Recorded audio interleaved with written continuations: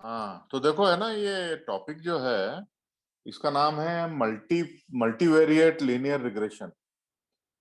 तो multivariate linear regression था, और अपन ने जो पिछला किया था उसको यूनिवेरिएट बोलते थे। यूनिवेरिएट मतलब जिसमें एक ही डिपेंडेंट वेरिएबल हो, एक ही एक्स वेरिएबल हो। मल्टीवेरिएट मतलब ये उसी का जनरलाइजेशन है जिसमें एक्स वेरिएबल जो होते हैं वो एक से ज्यादा होते हैं।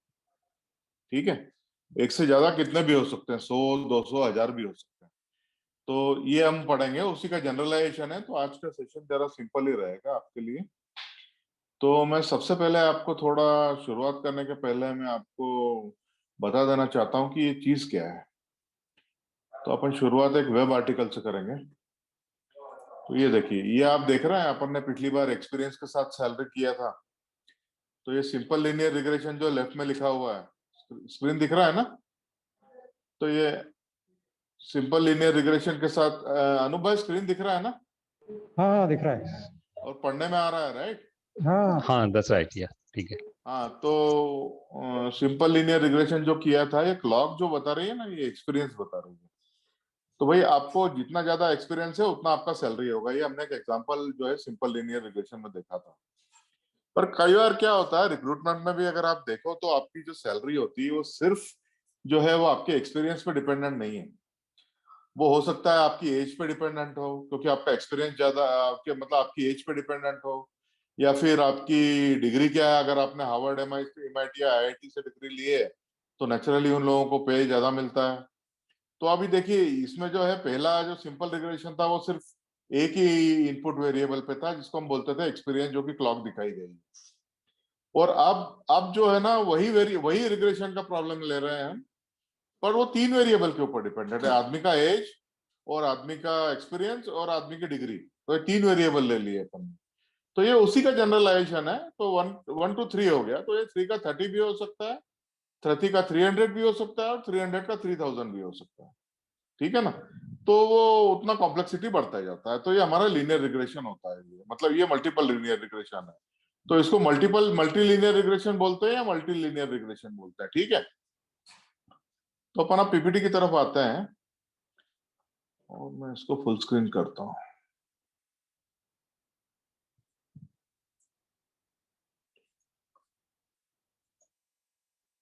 ठीक है, तो ये जो लीनियर रिग्रेशन होते हैं, चाहे वो सिंपल हो या मल्टीपल हो, सिंपल हो या मल्टीपल हो, उसके बेसिक अजम्पशन चार होते हैं, जो कि हमने सिंपल लीनियर डिस्कस करते समय हमने ये डिस्कस, मतलब हमने किया नहीं था।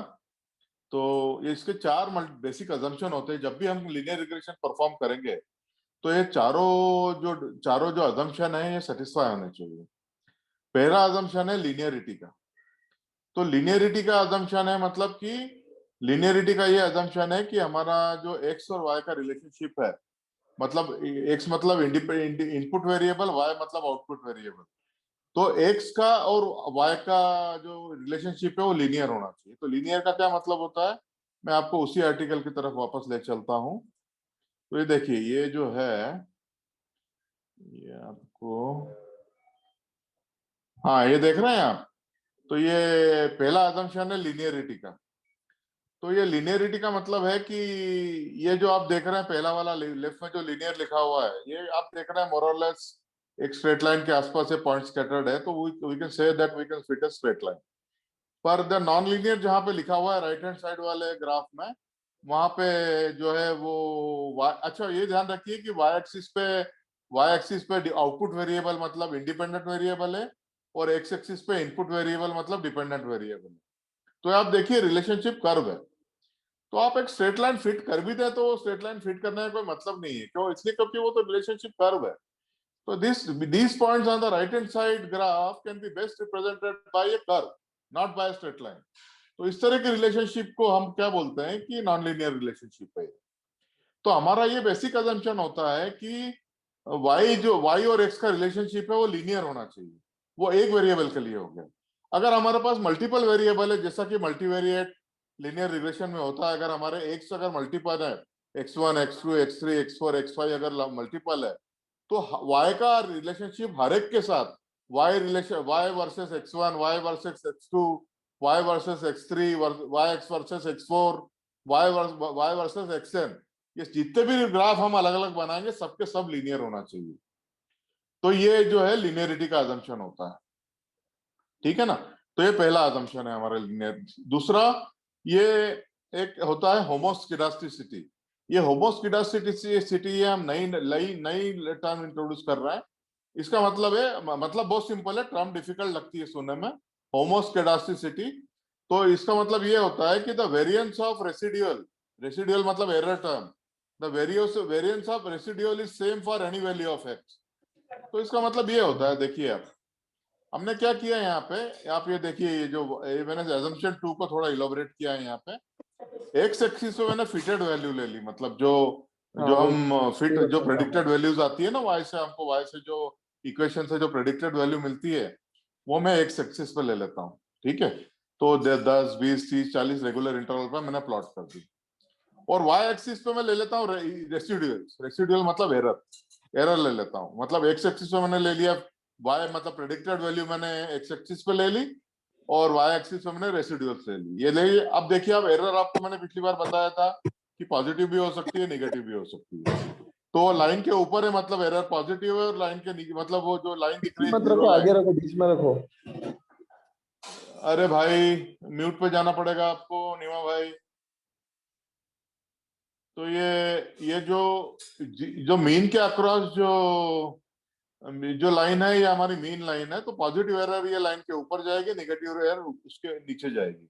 अब आप ये अब लेफ्ट वाला फिगर मत देखिए, अब आप राइट वाला फिगर देखिए, जिसको मैंने राइट मार्क कर रखा है। अब देखिए ये क्या है कि जैसे भी वो प्लॉट देख रहे हैं आप, तो ये रैंडम वेरिए, मतलब जो मीन लाइन है उसके अलोंग रैंडमली स्कैटर्ड है सारे पॉइंट। जो एरर पॉइंट्स हैं वो सारे रैंडमली स्कैटर्ड है। तो ये डिजायर्ड है, मतलब इसको इसको इस केस को बोलते हैं होमोस्किडास्टिसिटी। और जब ऐसे हेट्रोस्किडास्टिसिटी, मतलब इसका अपोजिट होता है, होमोस्किडास्टिसिटी का अपोजिट होता है हेट्रोस्किडास्टिसिटी। तो हेट्रोस्किडास्टिसिटी का मतलब ये होता है कि कुछ पैटर्न बन रहा है। तो यहाँ पे आप देखिए राइट हैंड साइड जो रॉन्ग मैंने मार्क कर रखा है, जिस फिगर को मैंने रॉन्ग मार्क कर रखा है, देखिए यहाँ देखिए आप, ये मैंने जिसको रॉन्ग मार्क कर रखा है राइट हैंड साइड वाले को, वो कोन का शेप बना रहे हैं। ये फिगर डाइवर्जिंग डाइवर्जिंग कोन का शेप बना रहे हैं, मतलब यहाँ कुछ तो भी पैटर्न है। तो इस तरह का हमको एरर का पैटर्न नहीं चाहिए। तो हम एक्स एक्सिस पे क्या प्लॉट कर रहे हैं, प्रेडिक्टेड वैल्यू प्लॉट कर रहे हैं, फिटेड वैल्यू जिसको बोलते हैं। और वाई एक्सिस पे रेसिडुअल प्लॉट कर रहे हैं। वाई एक्सिस पे रेसिडुअल मतलब एरर प्लॉट कर रहे हैं। तो अगर ये सेकंड फिगर में देखिए, अगर लेफ्ट हैंड टाइप का अगर स्कैटर्ड है पॉइंट, तो ये होमोस्किडास्टिसिटी हो गया, मतलब ये हमारे को डिजायर्ड है। और हेट्रोस्केडास्टिसिटी मतलब ये कुछ तरीका कुछ पैटर्न बन रहा है, तो ये हमको नहीं चाहिए। तो मतलब ये हमारा एजम्पशन है होमोस्केडास्टिसिटी का, तो आप समझ गए।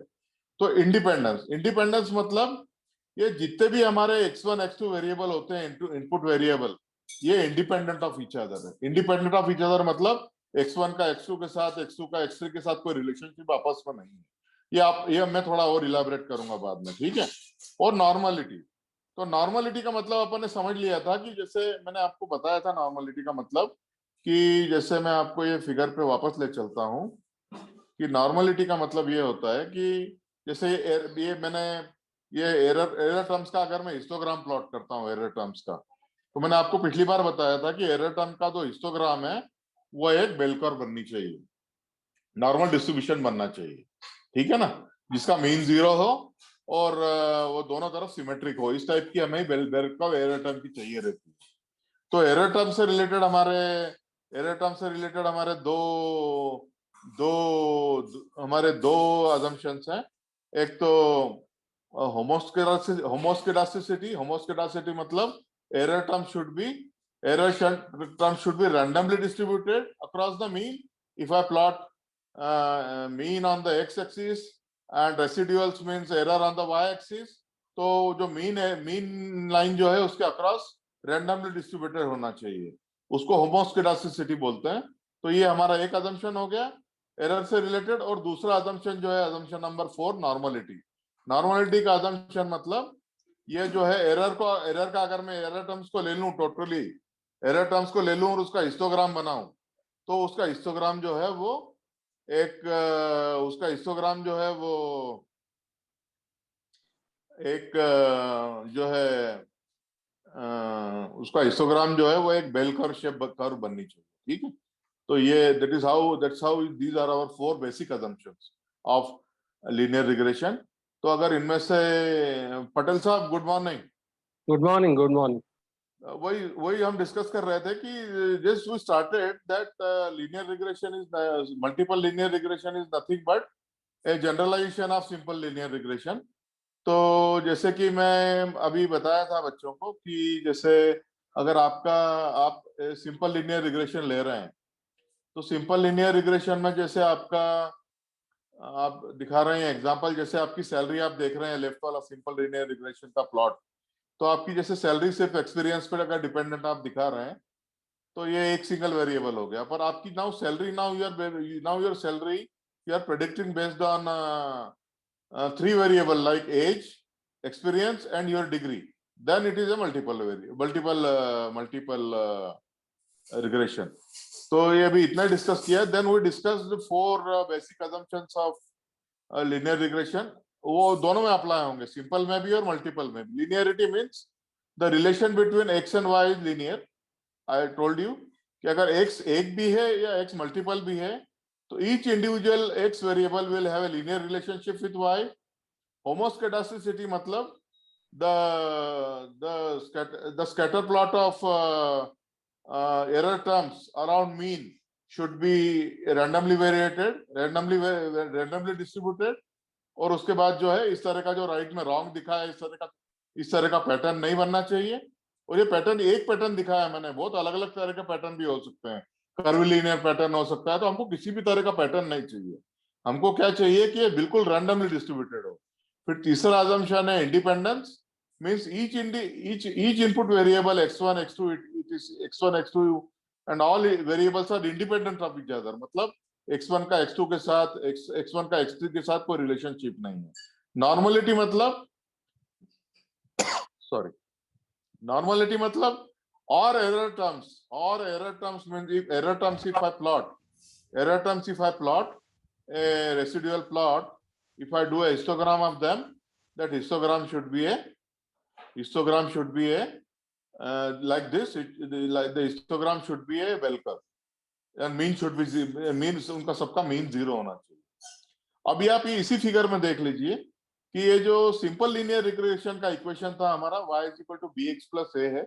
थोड़ा सिंबल का वेरिएशन चलता रहता है।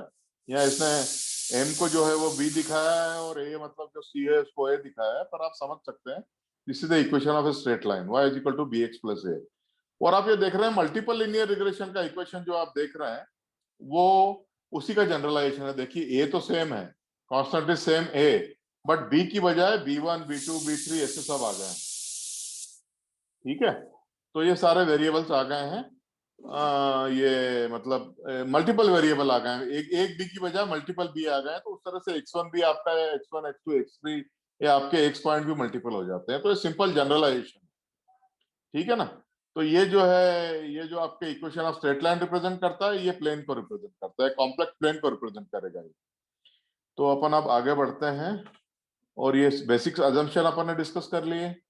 Then we discussed that if we plot fitted term means predicted value on x-axis and residual means error on y-axis, and then we plot residuals along the mean line. The homoscedasticity means it should be randomly distributed, and heteroscedasticity means there is some pattern. So we want randomly distributed point. So these are 4 basic assumptions. None of them should be violated. एक भी violate हुआ तो हमारे linear regression के सारे जो results आएंगे वो रिलायबल नहीं रहेंगे, ठीक है। तो मतलब अब एक क्वेश्चन आता है कि भाई हमने अब तक तो सिंपल लीनियर रिग्रेशन जो है डिस्कस किया, तो ऐसा क्या है मतलब कि हमको मल्टीपल लीनियर रिग्रेशन की जो है जरूरत पड़ जाती है। Just a minute, I take care of who is not muted. Okay, all are muted, ठीक है। तो ऐसी क्या जरूरत पड़ जाती है कि भाई हम जब सिंगल वेरिएबल से y को प्रेडिक्ट कर सकते थे, तो ऐसी क्या जरूरत पड़ जाती है कि हमको मल्टीपल वेरिएबल लेना पड़ते हैं। तो जैसा कि आप इसी एग्जांपल में देखेंगे कि ये एग्जांपल में जिसे मैं आपको बता रहा हूँ कि यही एग्जांपल में आप देखेंगे, सिंपल एग्जांपल है, आप सैलरी प्रेडिक्ट करने जा रहे हैं एक्सपीरियंस, बेस्ड ऑन एक्सपीरियंस। आप किसी भी एचआर वाले से पूछेंगे कि आप आपके यहाँ जो एम्प्लॉय काम करते हैं उसकी जो सैलरी सिर्फ एक्सपीरियंस पे डिपेंड करती है क्या, तो वो बोलेगा नहीं, मल्टीपल फैक्टर पे डिपेंड करती है। मल्टीपल फैक्टर क्या हो सकता है? एज है, एज तो कंट्रोवर्शियल होता है, मतलब कंट्रोवर्शियल फैक्टर है, एज पे जनरली हो सकता है नहीं भी फिक्स करते हो, पर सैलरी फिर भी जो है आपके एक्सपीरियंस और डिग्री पे तो होती ही होती है। अगर आपकी डिग्री है हार्वर्ड है, एमआईटी है, या फिर आईआईटी की डिग्री है, तो इंडिया में भी आपको ज्यादा सैलरी मिलती है। फिर दूसरा जो है, आपके कम्युनिकेशन स्किल्स अच्छे हैं, या आपका कोई जो किसी में आप रेयर स्किल में मास्टर है, जैसे आप ऐसा स्किल जो बाजार में अवेलेबल नहीं है उसमें अगर आप मास्टर है तो आपकी सैलरी हाई होती है। तो आपकी सैलरी हमेशा जो है वो एक्सपीरियंस के पे बेस नहीं करती, वो मल्टीपल फैक्टर पे बेस करती है। तो जब भी आप अगर एक्सपीरियंस बेस पे सैलरी निकालेंगे तो आपकी एक्यूरेट नहीं निकलेगी, क्योंकि वो सिर्फ एक्सपीरियंस पे बेस्ड ही नहीं है, वो मल्टीपल फैक्टर पे बेस्ड है। तो आपको क्या करना पड़ेगा, जिन जिन फैक्टर पे भी वो बेस्ड है वो सब आपको जो है एज इनपुट वेरिएबल जो है वो लेना पड़ेगा, वो इनपुट वेरिएबल लेना पड़ेगा। और वो जो है मल्टीपल लीनियर रिग्रेशन का केस ही बनेगा। जैसे स्किल है, एक्सपीरियंस है, रेयर स्किल में मास्टरी है क्या, इसका कम्युनिकेशन स्किल, इसका कम्युनिकेशन स्किल कैसा है क्या।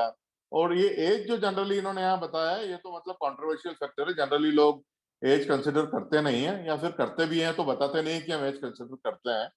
मोरलेस सभी कंपनियां ये बोलती है कि हमें ना एज के हिसाब से हमारी सैलरी नहीं डिसाइड करते हैं, ऐसा बोलते हैं, पर करते सभी हैं। और जो है एक्सपीरियंस के हिसाब से भी होता है। तो मैंने बताया कि आपको ये दोनों मल्टीपल, मतलब अपने को एक एक इनपुट वेरिएबल से कभी भी आपको बराबर प्रेडिक्शन नहीं मिलेगा, आपको सारे रिलेटेड इनपुट वेरिएबल लेना पड़ेंगे, तो वो मल्टीपल लीनियर रिग्रेशन का केस हो जाता है। ठीक है, तो that is the case for that is the case for multiple linear regression. ठीक है, so that's how we take it.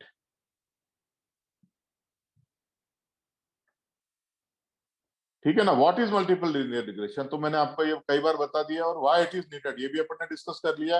ये इसलिए नीडेड होता है क्योंकि एक सिंगल वेरिएबल से कभी भी हम जो है प्रॉपर प्रेडिक्शन नहीं कर पाते हैं, तो उससे रिलेटेड जितने भी वेरिएबल्स हैं हमको वो input as a input variable लेना पड़ता है। तो वही प्रैक्टिकल में जब भी फील्ड में प्रॉब्लम्स, एनालिटिक्स के प्रॉब्लम्स डिस्कस लेने जाएंगे, तो आपको मल्टीपल वेरिएबल ही मिलेंगे। बहुत रेयर केस में आपको ऐसा मिलेगा कि एक ही वेरिएबल हो। ठीक है, तो ये देखिए उसका इक्वेशन मैंने आपको बताया। जैसा equation y is equal to, अपन ने देखा था कि जो सिंपल लीनियर रिग्रेशन था उसका इक्वेशन सिर्फ y is equal to beta 0 plus beta 1 x था बस। तो ये जनरलाइज्ड इक्वेशन है, तो ये more professionally it is represent in terms of beta coefficient.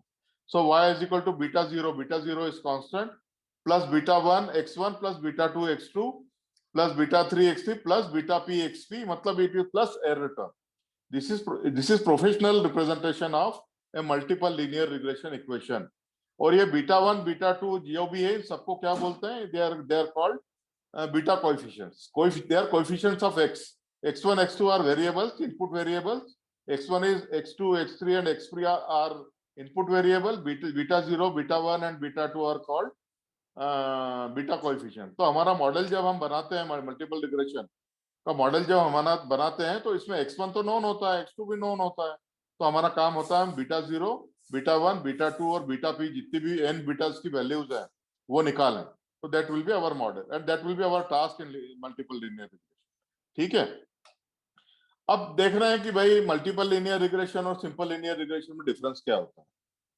भाई मैंने आपको कई बार बताया कि जैसे मैं आपको बता रहा हूं, मैं बार बार स्विच नहीं कर रहा, पर जैसे सिंगल लीनियर रिग्रेशन में आपको इक्वेशन ऑफ लाइन मिलता है, इक्वेशन ऑफ लाइन मिलता है। ठीक है, तो आप मतलब सिंपल लीनियर रिग्रेशन में आप y और x के बीच में एक स्कैटर प्लॉट करते हो, जो कि एक स्ट्रेट लाइन से आप फिट करते हो, that is simple linear regression. मतलब सिंपल लीनियर रिग्रेशन का जो मॉडल है वो एक स्ट्रेट लाइन होता है, पर मल्टीपल लीनियर रिग्रेशन में वो स्ट्रेट लाइन जनरलाइज हो जाता है, मॉडल ना होते हुए एक प्लेन होता है। तो अभी आप यहाँ देखिए राइट में जो येलो कलर में जो फिगर दिख रहा है, इसमें दो इनपुट वेरिएबल है, ईयर्स ऑफ एजुकेशन और सीनियरिटी। ठीक है ना, तो ईयर्स ऑफ एजुकेशन और सीनियरिटी अपना वाला ही प्रॉब्लम है ये इनकम प्रेडिक्ट करने का। तो हमने यहाँ दो वेरिएबल लिए हुए हैं, ईयर्स ऑफ एजुकेशन और सैलरी। और वाई एक्सिस पे देखिए, जैसे हमने वो इनकम लिया हुआ है। एक्स एक्सिस पे जैसे आप मान लीजिए आपने सीनियरिटी एजुकेशन लिए, वाई एक्सिस पे आपने सीनियरिटी लिए, और जेड एक्सिस पे जो है आपने इनकम ले रखा है। तो ये आपका एक प्लेन हो गया, ये आपको प्लेन से रिप्रेजेंट करना पड़ेगा इसको आपको, क्योंकि डायमेंशन जो है वो ज्यादा होगा। तो अगर ऐसे आपके डायमेंशन जैसे जैसे बढ़ते जाते हैं, अगर 3 से ज्यादा डायमेंशन हो गए तो आप उसको प्लेन के ऊपर या पेपर के ऊपर रिप्रेजेंट नहीं कर सकते, वो आपको इमेजिन ही करना पड़ेगा। अगर आपके 1000 इनपुट वेरिएबल्स है तो आपके डायमेंशन जो है वो 1000 डायमेंशन हो गए। 1000 डायमेंशन आप पेपर पे कैसे रिप्रेजेंट करोगे? आपको कंप्यूटर भी इसको प्लॉट करके नहीं बता पाएगा। ठीक है, तो ये आपको इक्वेशन के फॉर्म में डिस्कस करना पड़ेगा। ठीक है ना? तो मतलब समझ जाइए, मैं आपको बता रहा हूं कि जब सब सिंगल वेरिएबल होता है तब हमारा मॉडल जो होता है स्ट्रेट लाइन, जब सिंपल लीनियर रिग्रेशन का एक स्ट्रेट लाइन होता है। जब 2 वेरिएबल हो गए तो ये प्लेन बन गया। तो जैसे जैसे हमारे डायमेंशंस बढ़ते जाएंगे वैसे वैसे हमारा मतलब जो है प्लेन का कॉम्प्लेक्सिटी बढ़ता जाएगा। वो हम रिप्रेजेंट नहीं कर पाते हैं, फिर 3 से ज्यादा डायमेंशंस को रिप्रेजेंट नहीं कर पाते। ठीक है, तो और एक तो यही है कि ये डिफरेंस ये हो गया कि वहां जो है सिंपल लीनियर रिग्रेशन में our model was straight line, and in this case in multiple linear regression our model will be hyperplane. Okay, दोनों में डिफरेंस है। तो ये जनरलाइजेशन है। वैसे भी आप कोऑर्डिनेट ज्योमेट्री में पढ़े हैं तो पॉइंट का जनरलाइजेशन, जो पॉइंट होता है उसका जनरलाइजेशन लाइन होता है, और लाइन का जनरलाइजेशन जो होता है वो प्लेन होता है। तो ये लाइन का जनरलाइजेशन है। ठीक है, और दूसरा जो बीटा कोएफिशिएंट्स है हमारे, ये बीटा 0, बीटा 1, बीटा 2, ये हम उसी ग्रेडियंट डिसेंट मेथड से निकालते हैं, ये जैसी जो हमने सिंपल लीनियर रिग्रेशन में अप्लाई की थी। मतलब वैसे ही जो है मीन स्क्वायर एरर फंक्शन निकालते हैं, y actual minus y predicted का होल स्क्वायर वो निकालते हैं, फिर उसको जो है डिफरेंट बीटास के रूप में हम लोग मिनिमाइज करते हैं। ठीक है, तो वही सेम प्रोसीजर है। मैंने आपको एक के लिए बताया तो मल्टीपल के लिए भी उसको एक्सटेंड कर सकते हैं। ठीक है, इसके अलावा सिमिलरिटीज क्या है? मतलब सिमिलरिटी तो ये है कि मतलब कोएफिशिएंट तब भी हम जो है मीन स्क्वायर्ड एरर से निकाल के मिनिमाइजेशन से निकालते हैं। मतलब मीन स्क्वायर निकालने का फार्मूला, जो बीटा कोएफिशिएंट निकालने का फार्मूला सिंपल लीनियर रिग्रेशन और मल्टीपल लीनियर रिग्रेशन है, दोनों में सेम है। और सिमिलरिटी ये है कि जो हमने बाकी लीनियर रिग्रेशन के जो अजम्पशन डिस्कस किए थे, जैसे कि एरर टर्म जितनी भी होती है, मतलब y actual minus y predicted, ये पॉजिटिव भी हो सकती है, नेगेटिव भी हो सकती है। तो इनका सम लें तो 0 आना चाहिए, 0 के आसपास आना चाहिए।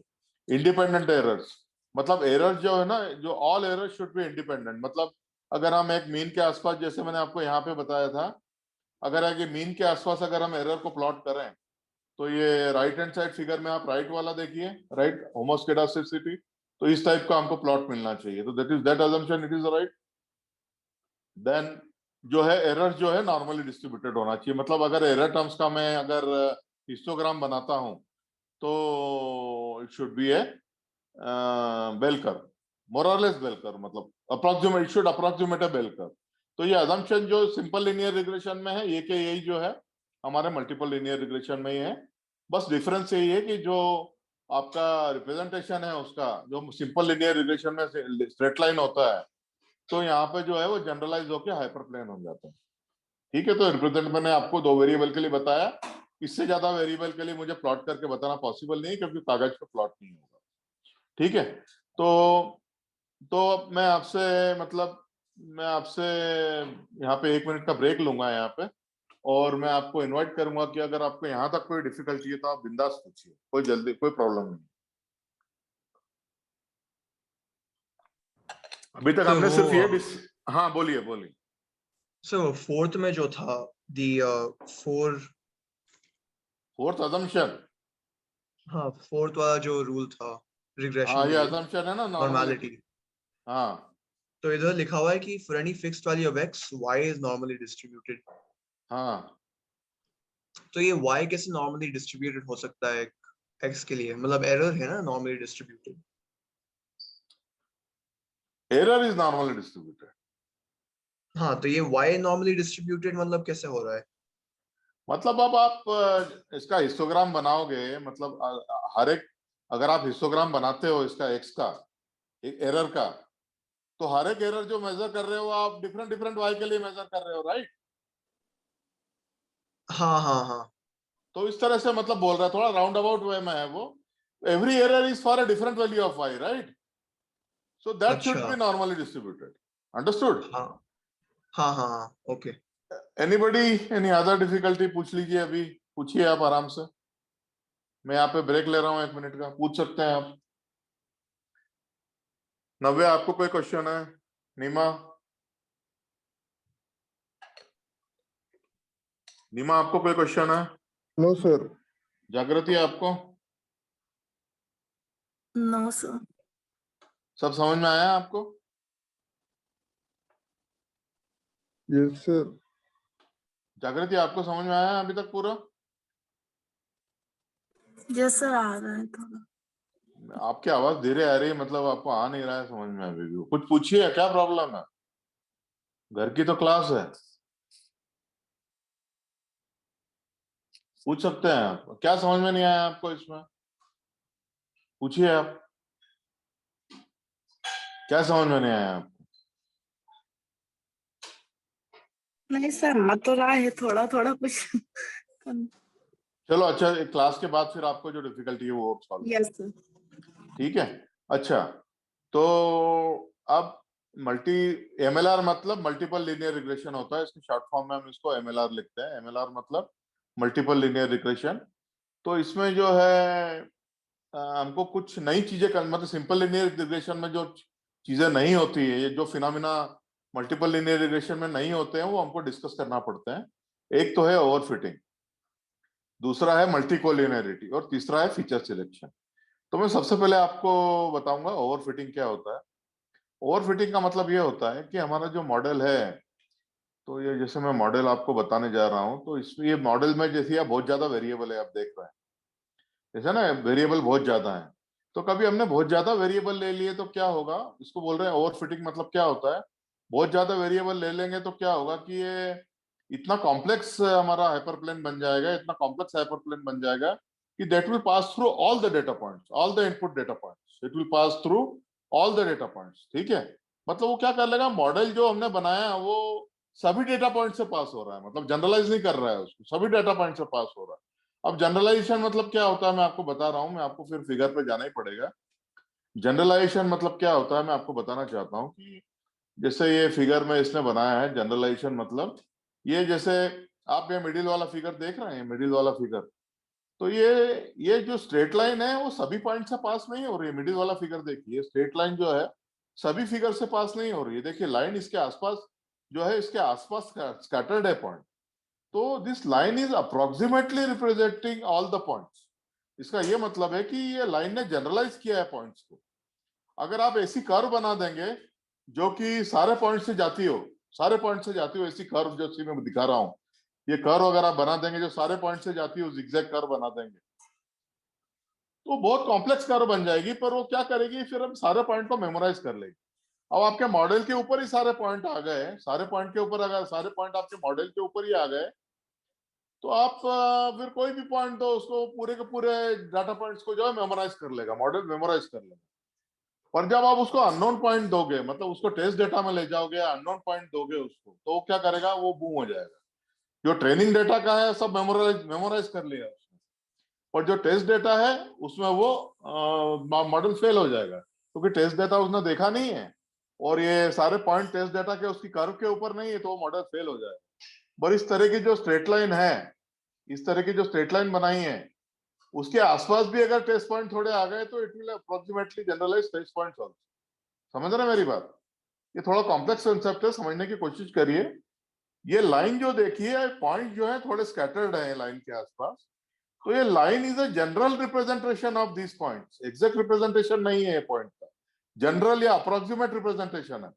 तो इस लाइन, ये this line is our model. तो इस लाइन ने क्या किया है, ये पॉइंट्स को अप्रोक्सीमेट किया है या जनरलाइज किया है.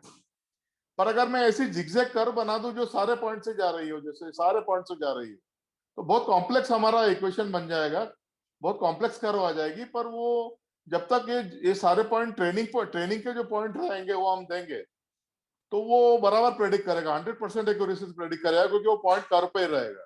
पर इसके बाहर जो भी पॉइंट रहेगा टेस्टिंग का, उसमें वो जो है बराबर प्रेडिक्शन नहीं कर पाएगा, क्योंकि वो पॉइंट वो कर्व के ऊपर नहीं रहेगा. अभी यहाँ पे देखिए ये जो स्ट्रेट लाइन है ये आप एक्सटेंड कर सकते हैं, इसके आसपास भी अगर टेस्ट पॉइंट थोड़े इधर उधर भी आ गए तब भी ये स्ट्रेट लाइन क्योंकि जनरलाइजेशन है तो ये आसपास है ना बड़े अच्छे से रिप्रेजेंट करेगी ये, मतलब टेस्ट पॉइंट्स को भी। समझ रहे हैं आप जनरलाइजेशन और ये क्या हो रहा है, मतलब मैं क्या बोलना चाहता हूँ आपको, ये समझ में आया नहीं वहां आपके जनरलाइजेशन का कंसेप्ट? यस सर, पूरा तो नहीं है बट थोड़ा थोड़ा आया है। अभी क्या नहीं आया बताओ, मैं एक बार थोड़ा थोड़ा समझना बहुत जरूरी है क्योंकि हमारे सारे मॉडल जो है वो जनरलाइज्ड होते हैं, तो जनरलाइजेशन आना बहुत समझ में आना बहुत जरूरी है। तो शायद मैं आपको अगर नेट से कुछ सर्च करके बताऊं, जनरलाइज अगर मैं नेट से कुछ सर्च करके बताऊं तो शायद रहेगा।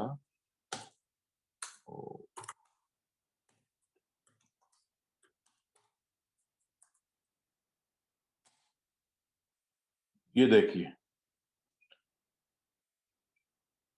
एक से एक एग्जांपल मिलते हैं भाई नेट पर, तो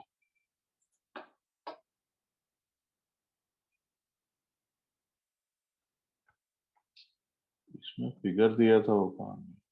हाँ ये देखिए कि अब ये देखिए कि ये तीन फिगर दिए हैं इसमें, आप देखिए तीन फिगर दिए हैं, फिर डरिए मत कर उससे। ये जो है सबसे पहले फिगर जो है इधर उधर जो है वो उसने स्कैटर्ड दिए, सबसे लेफ्ट वाला देखिए एक्स वर्सेस वाई का प्लॉट है, एक्स वाला देखिए। तो ये पॉइंट जो है हम बता सकते हैं कि वो एक स्ट्रेट लाइन के अलोंग नहीं है, स्ट्रेट लाइन के अलोंग नहीं है पॉइंट, ठीक है, पॉइंट स्ट्रेट लाइन के अलोंग नहीं है, स्ट्रेट लाइन उन्होंने सिर्फ ऐसे दिखाई है। तो ये point is best represented by this curve, जो कर्व दिखाई ना ये इसमें जो थोड़ी मतलब ऑरेंज सी जो कर्व दिखाई है यहाँ पे, so that is how this points are scattered. तो ये देखिए ये सारे पॉइंट जो है वो येलो लाइन के अक्रॉस भी नहीं है, मतलब येलो लाइन के अक्रॉस भी नहीं है, मतलब उसके आसपास फैले हुए हैं, एग्जैक्टली उसके ऊपर नहीं है। तो मतलब इसका ये मतलब हुआ कि ये जो लाइन है ये भी एक कोई फंक्शन रहेगा, मैथमेटिकल फंक्शन, कोई भी अगर इस तरह की कर्व है तो वो डिग्री स्क्वायर या डिग्री क्यूब का कोई फंक्शन रहेगा, मेरा ख्याल है स्क्वायर का तो नहीं है, स्क्वायर से ज्यादा का फंक्शन नहीं है, तो क्यूब या फोर ऑर्डर का फंक्शन रहेगा। तो ये जो है कर्व बहुत अच्छे से इसको रिप्रेजेंट कर रही है। ये कर्व जो देख रहे हैं आप, ये मिडिल फिगर में देखिए कितना अच्छा फिट है ये, और ये देखिए सारे पॉइंट जो है ये कर्व के ऊपर नहीं है, थोड़ा इधर उधर है, पर ये जो जनरलाइजेशन कर्व ने जो इनको फिट किया अप्रोक्सीमेटली अच्छा फिट कर रही है इसको। तो हम बोल सकते हैं कि ये कर्व जो है ये सारे ब्लू पॉइंट्स को जनरलाइज कर रही है। पर आप देख लीजिए, अब राइट में आप सबसे लेफ्ट फिगर देखिए, सबसे राइट वाला फिगर देखिए। अब मैंने क्या किया है यहाँ पे, जिगजैग वाली जो बहुत ज्यादा जिगजैग वाली कर्व दिख रही है ना, तो ये क्या किया हमने, ये first point, second point, third point, fourth point, six point, सारे पॉइंट को ज्वाइन करते हुए एक लाइन बना दी हमने, एक कर्व बना दी हमने। तो इसको बोलते हैं हम ओवरफिटिंग। ओवरफिटिंग का मतलब क्या होता है कि ये ब्लू डॉट्स क्या है, ये सारा ट्रेनिंग डेटा है, ट्रेनिंग डेटा है ना, ट्रेनिंग डेटा पॉइंट्स हैं जिसको हम सैंपल्स बोलते हैं, training data points of sample. तो अब ये सबसे राइट वाली कर्व जो तीसरा फिगर है वो सारी जो है वो सारे पॉइंट्स में से पास हो रही है, देखिए आप।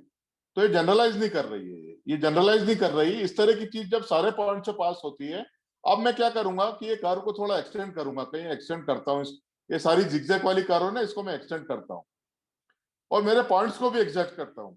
तो ये कर्व जो है जब तक मैं ये एक्स की ये रेंज है जो दी हुई है यहाँ पे, इस रेंज को जब तक मैं रिप्रेजेंट कर रहा हूं तब तक तो ये कर्व सही प्रेडिक्ट करेगी, क्योंकि ये सारे के सारे ब्लू पॉइंट जो है कर्व के ऊपर है, ठीक है। पर जैसे ही मैं थोड़ा बाहर निकल जाऊंगा ये कर्व जो है बराबर रिप्रेजेंट नहीं करेगी उसको, क्योंकि ये कर्व ने जो है ये ब्लू पॉइंट्स को एग्जैक्ट नहीं किया है, मतलब ये इस ब्लू पॉइंट्स को इसने जनरलाइज नहीं किया है। पर जबकि ये जो ऑरेंज है, येलो, ऑरेंज कलर की जो कर्व दिख रही है ये थोड़ी बाहर भी निकल गई तो ये अप्रोक्सीमेटली अच्छा जनरलाइज कर रही है। तो ये बाहर के पॉइंट्स को भी जो मतलब ये एक्स की जो रेंज है उसके बाहर के जो पॉइंट आएंगे उसको भी बराबर तरीके से ये प्रेडिक्ट करेगी, क्योंकि इसने जनरलाइज किया है। तो अभी आप इतना ही समझ लीजिए, जनरलाइज और जनरलाइज करना मतलब अप्रोक्सीमेट रिप्रेजेंट करना, तो अप्रोक्सीमेटली रिप्रेजेंट करना, और ओवर फिटिंग मतलब सारे पॉइंट्स को मेमोराइज कर लेना और सारे पॉइंट्स फंसे जा रही है। तो हम जो है ना इस तरह की ओवर फिटिंग नहीं चाहते हैं, क्योंकि जब इस तरह की जो ओवरफिटेड कर्व है उसको जब हम अनसीन डेटा देते हैं, अनसीन डेटा मतलब जब इसको हम टेस्ट डेटा देते हैं जो कि डेटा कर्व के ऊपर नहीं होता है, तो ये कर्व बहुत ज्यादा एरर देती है, मतलब एरर बहुत ज्यादा देती है ये कर्व। और इस तरह की जो जनरलाइज येलो कर्व या जो ऑरेंज कलर की कर्व है ये, इस पे अगर इसको हम अगर थोड़ा अनसीन डेटा भी दे दें, मतलब जो डेटा कर्व ने पहले देखा नहीं है, इसको दे देंगे, तो चूंकि it is a good generalization, तो वो है ना अच्छा प्रेडिक्ट करेगी, मतलब क्योंकि अच्छा अप्रोक्सीमेटली अच्छा कम एरर के साथ प्रेडिक्ट करेगी। नीमा अभी आया थोड़ा समझ में? यस सर, अभी आया। लेडीज नव्या आपको समझ में आया? Yes sir. ठीक है, चलो, है ना। ओवर फिटिंग मैंने आपको समझाया। अब मल्टीकोलिनियरिटी में आपको समझाना चाहता हूं कि there it is association between input variable, मतलब input variable itself are associated. देखो मैं आपको बताता हूं कि इनपुट वेरिएबल एसोसिएटेड का मतलब क्या होता है। ये देखिए यहाँ पे, ये इनपुट वेरिएबल देखिए आप, मैं आपको इक्वेशन बता, देखिए ये सबसे ऊपर की इक्वेशन देखिए, जो ये मेरा कर्सर दिख रहा है आप लोगों को? Yes sir. Yes sir. हाँ देखिए, मेरा कर्सर जहां पे है, y cap is equal to b1 x1 b2 x2, ये जो है ये हमारा मॉडल का इक्वेशन है, ये मॉडल का इक्वेशन है, जनरल इक्वेशन मॉडल का, मल्टीपल लीनियर इक्वेशन का। और आप देखिए यहाँ पे जो x1 x2 और x3 वेरिएबल है, ये भी आपस में रिलेटेड है। देखिए किस तरह से रिलेटेड है। अब मेरा कर्सर देखिए, x1 कैप जो है, ये x1 जो है हम b2 x2 और b3 x3 प्लस b के x से प्लस a से रिप्रेजेंट कर सकते हैं। मतलब x1 को हम x2 और x2 x3 के टर्म्स में रिप्रेजेंट कर सकते हैं। x2 को जो है हम x1 x3 x4 के टर्म्स में रिप्रेजेंट कर सकते हैं। मतलब ये जो x1 x2 जो वेरिएबल्स है ना, ये इंडिपेंडेंट नहीं है। जो इनपुट वेरिएबल हमारे x1 x2 है, ये इंडिपेंडेंट नहीं है, तो ये आपस में इनका जो है रिलेशनशिप है। तो जब इस तरह का रिलेशनशिप होता है, इसको मल्टीकोलिनियरिटी बोलते हैं। मतलब एक वेरिएबल को हम दूसरे वेरिएबल के लीनियर कॉम्बिनेशन से रिप्रेजेंट कर सकते हैं। लीनियर कॉम्बिनेशन मतलब ये b2 x2 b3 x3 और bn xn जो इक्वेशन है bk x के, इसको हम लीनियर कॉम्बिनेशन बोलते हैं। तो x1 x2 और इनका जो लीनियर कॉम्बिनेशन है, इसके साथ हम एक वेरिएबल को रिप्रेजेंट कर सकते हैं। तो भाई हम पूछते हैं भाई इसका क्या, पर ये हमारा बेसिक असम्पशन वायलेट कर रहा है। हम क्या बोलते हैं कि x1 x2 और xk का और x1 x2 x3 x4 और अप टू xn और xk का आपस में कोई रिलेशन नहीं होना चाहिए। और हम तो देख रहे हैं यहाँ रिलेशनशिप है। रिलेशनशिप में मतलब कैसा रिलेशनशिप है? अब x1 x2 से रिलेटेड है, x3 से रिलेटेड है, x2 जो है वो x1 से रिलेटेड है, इन जनरल जो है xk जो है वो रिलेटेड है। मतलब इन जनरल जो xk वेरिएबल है वो रिलेटेड है, मतलब इनका तो आपस में रिलेशनशिप है। तो भाई जो हम बोल रहे थे कि x1 x2 सारे इंडिपेंडेंट होना चाहिए, तो वो तो नहीं है यहाँ पे, ये तो सारा रिलेशनशिप है आपस में। तो इस तरह की जब रिलेशनशिप होती है तो उसको हम मल्टीकोलिनियरिटी बोलते हैं। तो इस तरह की रिलेशनशिप जो है वो डिजायर्ड नहीं है। इस तरह की रिलेशनशिप हमारे लीनियर रिग्रेशन में डिजायर्ड नहीं होती है। उसका क्या नुकसान होता है? उसका यह नुकसान होता है कि मेरा कर्सर देखिए आप, जो y कैप जो है, जो लीनियर रिग्रेशन का इक्वेशन है, real equation b1 x1 b2 x2 up to bk xk, ये इक्वेशन के जो बीटा कोएफिशिएंट है, जो बीटा कोएफिशिएंट निकालना हमारा एम है, वो जो है हमारा बीटा कोएफिशिएंट कभी भी जो है वो रिलायबल नहीं आता है। उससे हम रिलाय नहीं कर सकते। बीटा कोएफिशिएंट पर रिलाय नहीं कर सकते, मतलब मॉडल पर रिलाय नहीं कर सकते। ठीक है ना? तो अभी आप ये देखिए, इसके और भी इम्प्लीकेशंस हैं कि मतलब जो है, ये मेरे को शुरू से करना पड़ता है। ठीक है, तो मैंने आपको मल्टीकोलिनियरिटी बताई है। मल्टीकोलिनियरिटी किसको समझ में नहीं आई? नव्या आपको समझ में आई मल्टीकोलिनियरिटी? सर थोड़ा थोड़ा समझ में आया, पूरा नहीं आया। क्या समझ में नहीं आया बताओ? सर वो इक्वेशन समझ में नहीं आ रहे। अरे मैडम, ये इक्वेशन तो लीनियर इक्वेशन है ना मैडम। देखिए ये y is equal to b1 x1 b2 x2, ये हमारा प्लेन का इक्वेशन है, राइट? हाँ अभी क्या है ना, यहाँ पे तो जी, y को तो भूल जाओ तुम, यहाँ पे y को भूल जाओ। यहाँ पे x से रिलेटेड है x2 और x3 के साथ। ये देखिए x2, x is a relation of x2 x3, x2 is a relation of x1 and all that, right ना? समझ गए ना आप इक्वेशन? अच्छा अच्छा हाँ। x जो मतलब इनपुट वेरिएबल है वही आपस में रिलेटेड है।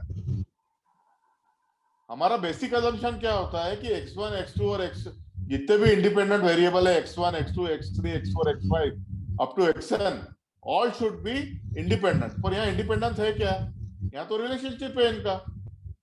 देख रहे हैं ना, मतलब एक x1 जो है उसको मैं मल्टीपल x2 से रिप्रेजेंट कर सकता हूँ। इसका मतलब ये है कि मैं है ना x2 x3 रख लूं और x1 को हटा भी दूं तो चल जाएगा मेरा काम, क्योंकि x1 is already can be express bye x2 x3 and x4, right.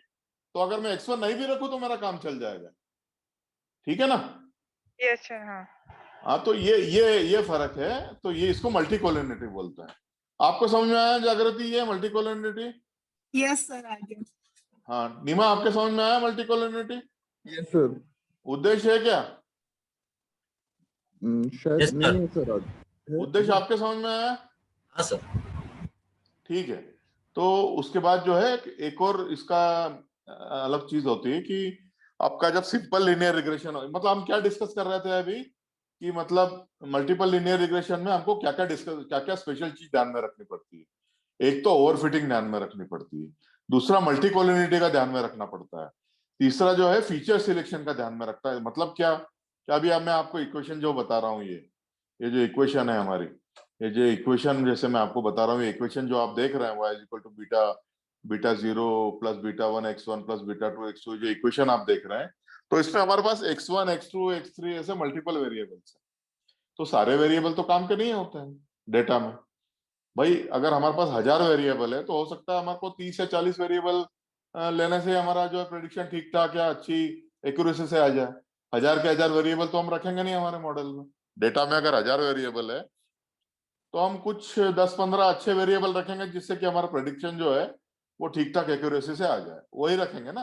तो ये फीचर, इसको फीचर सिलेक्शन बोलते हैं कि भाई हमारे पास 1000 वेरिएबल है x1 x2 up to x1000, तो इन वेरिएबल्स में से हम क्या रखें और क्या छोड़े, कौन से 30 वेरिएबल या कौन से 10 वेरिएबल ऐसे लें जिससे कि हमारा y जो है वो सफिशिएंट एक्यूरेसी के साथ प्रेडिक्ट हो जाए। समझ में आया फीचर सिलेक्शन? सिंपल है नवे, आपको समझ में आया फीचर सिलेक्शन? Yes sir. भाई हमारे पास 1000 इनपुट वेरिएबल है, x1 x2 x3 up to x1000, हमको चाहिए सिर्फ 10। तो कौन से हम 10 ऐसे बेस्ट वेरिएबल रखें जिससे हमारी y की वैल्यू जो है वो बहुत अच्छी एक्यूरेसी के साथ आ जाए, क्योंकि हमको मॉडल भी सिंपल चाहिए और कंप्यूटेशनली भी सिंपल चाहिए और हमको सारे के सारे 1000 वेरिएबल के साथ डील नहीं करना है, हमको 10 या 15 चाहिए बेस्ट वाले। तो यही हमारा काम होता है। तो फीचर सिलेक्शन जो है ये भी थोड़ा हमको जो है देखना पड़ता है इसमें, ठीक है ना। ये फीचर सिलेक्शन आपको सिंपल लिनियर रिग्रेशन में नहीं देखना पड़ेगा, क्योंकि ये जो है ये आपका वहां एक ही वेरिएबल है, you have to live with it, जियो भी उसी के साथ, मरो भी उसी के साथ, ठीक है ना। ऐसा है ये। अब आगे चलते हैं अपन कि मल्टीकोलिनिटी डिस्कस कर रहे हैं अपन। अब मल्टीकोलिनिटी मतलब क्या कि थोड़ा इसमें अपन डिटेल में जाएंगे अपन। वही इक्वेशन पर जाते हैं और ये इक्वेशन आप ध्यान में रखिए। ये equation beta 0 beta 1 x1 beta 2 x2 generalization है। अब आप ध्यान में रखिए कि मैं आपको वहीं ले चलता हूं वापस बार बार, वो आर्टिकल बड़े काम का है तो मैं आपको ले चलता हूं वहीं पे। देखिए तो अब ये रिलेशनशिप मैंने आपको समझा है, तो एक सेकंड दीजिए मुझे।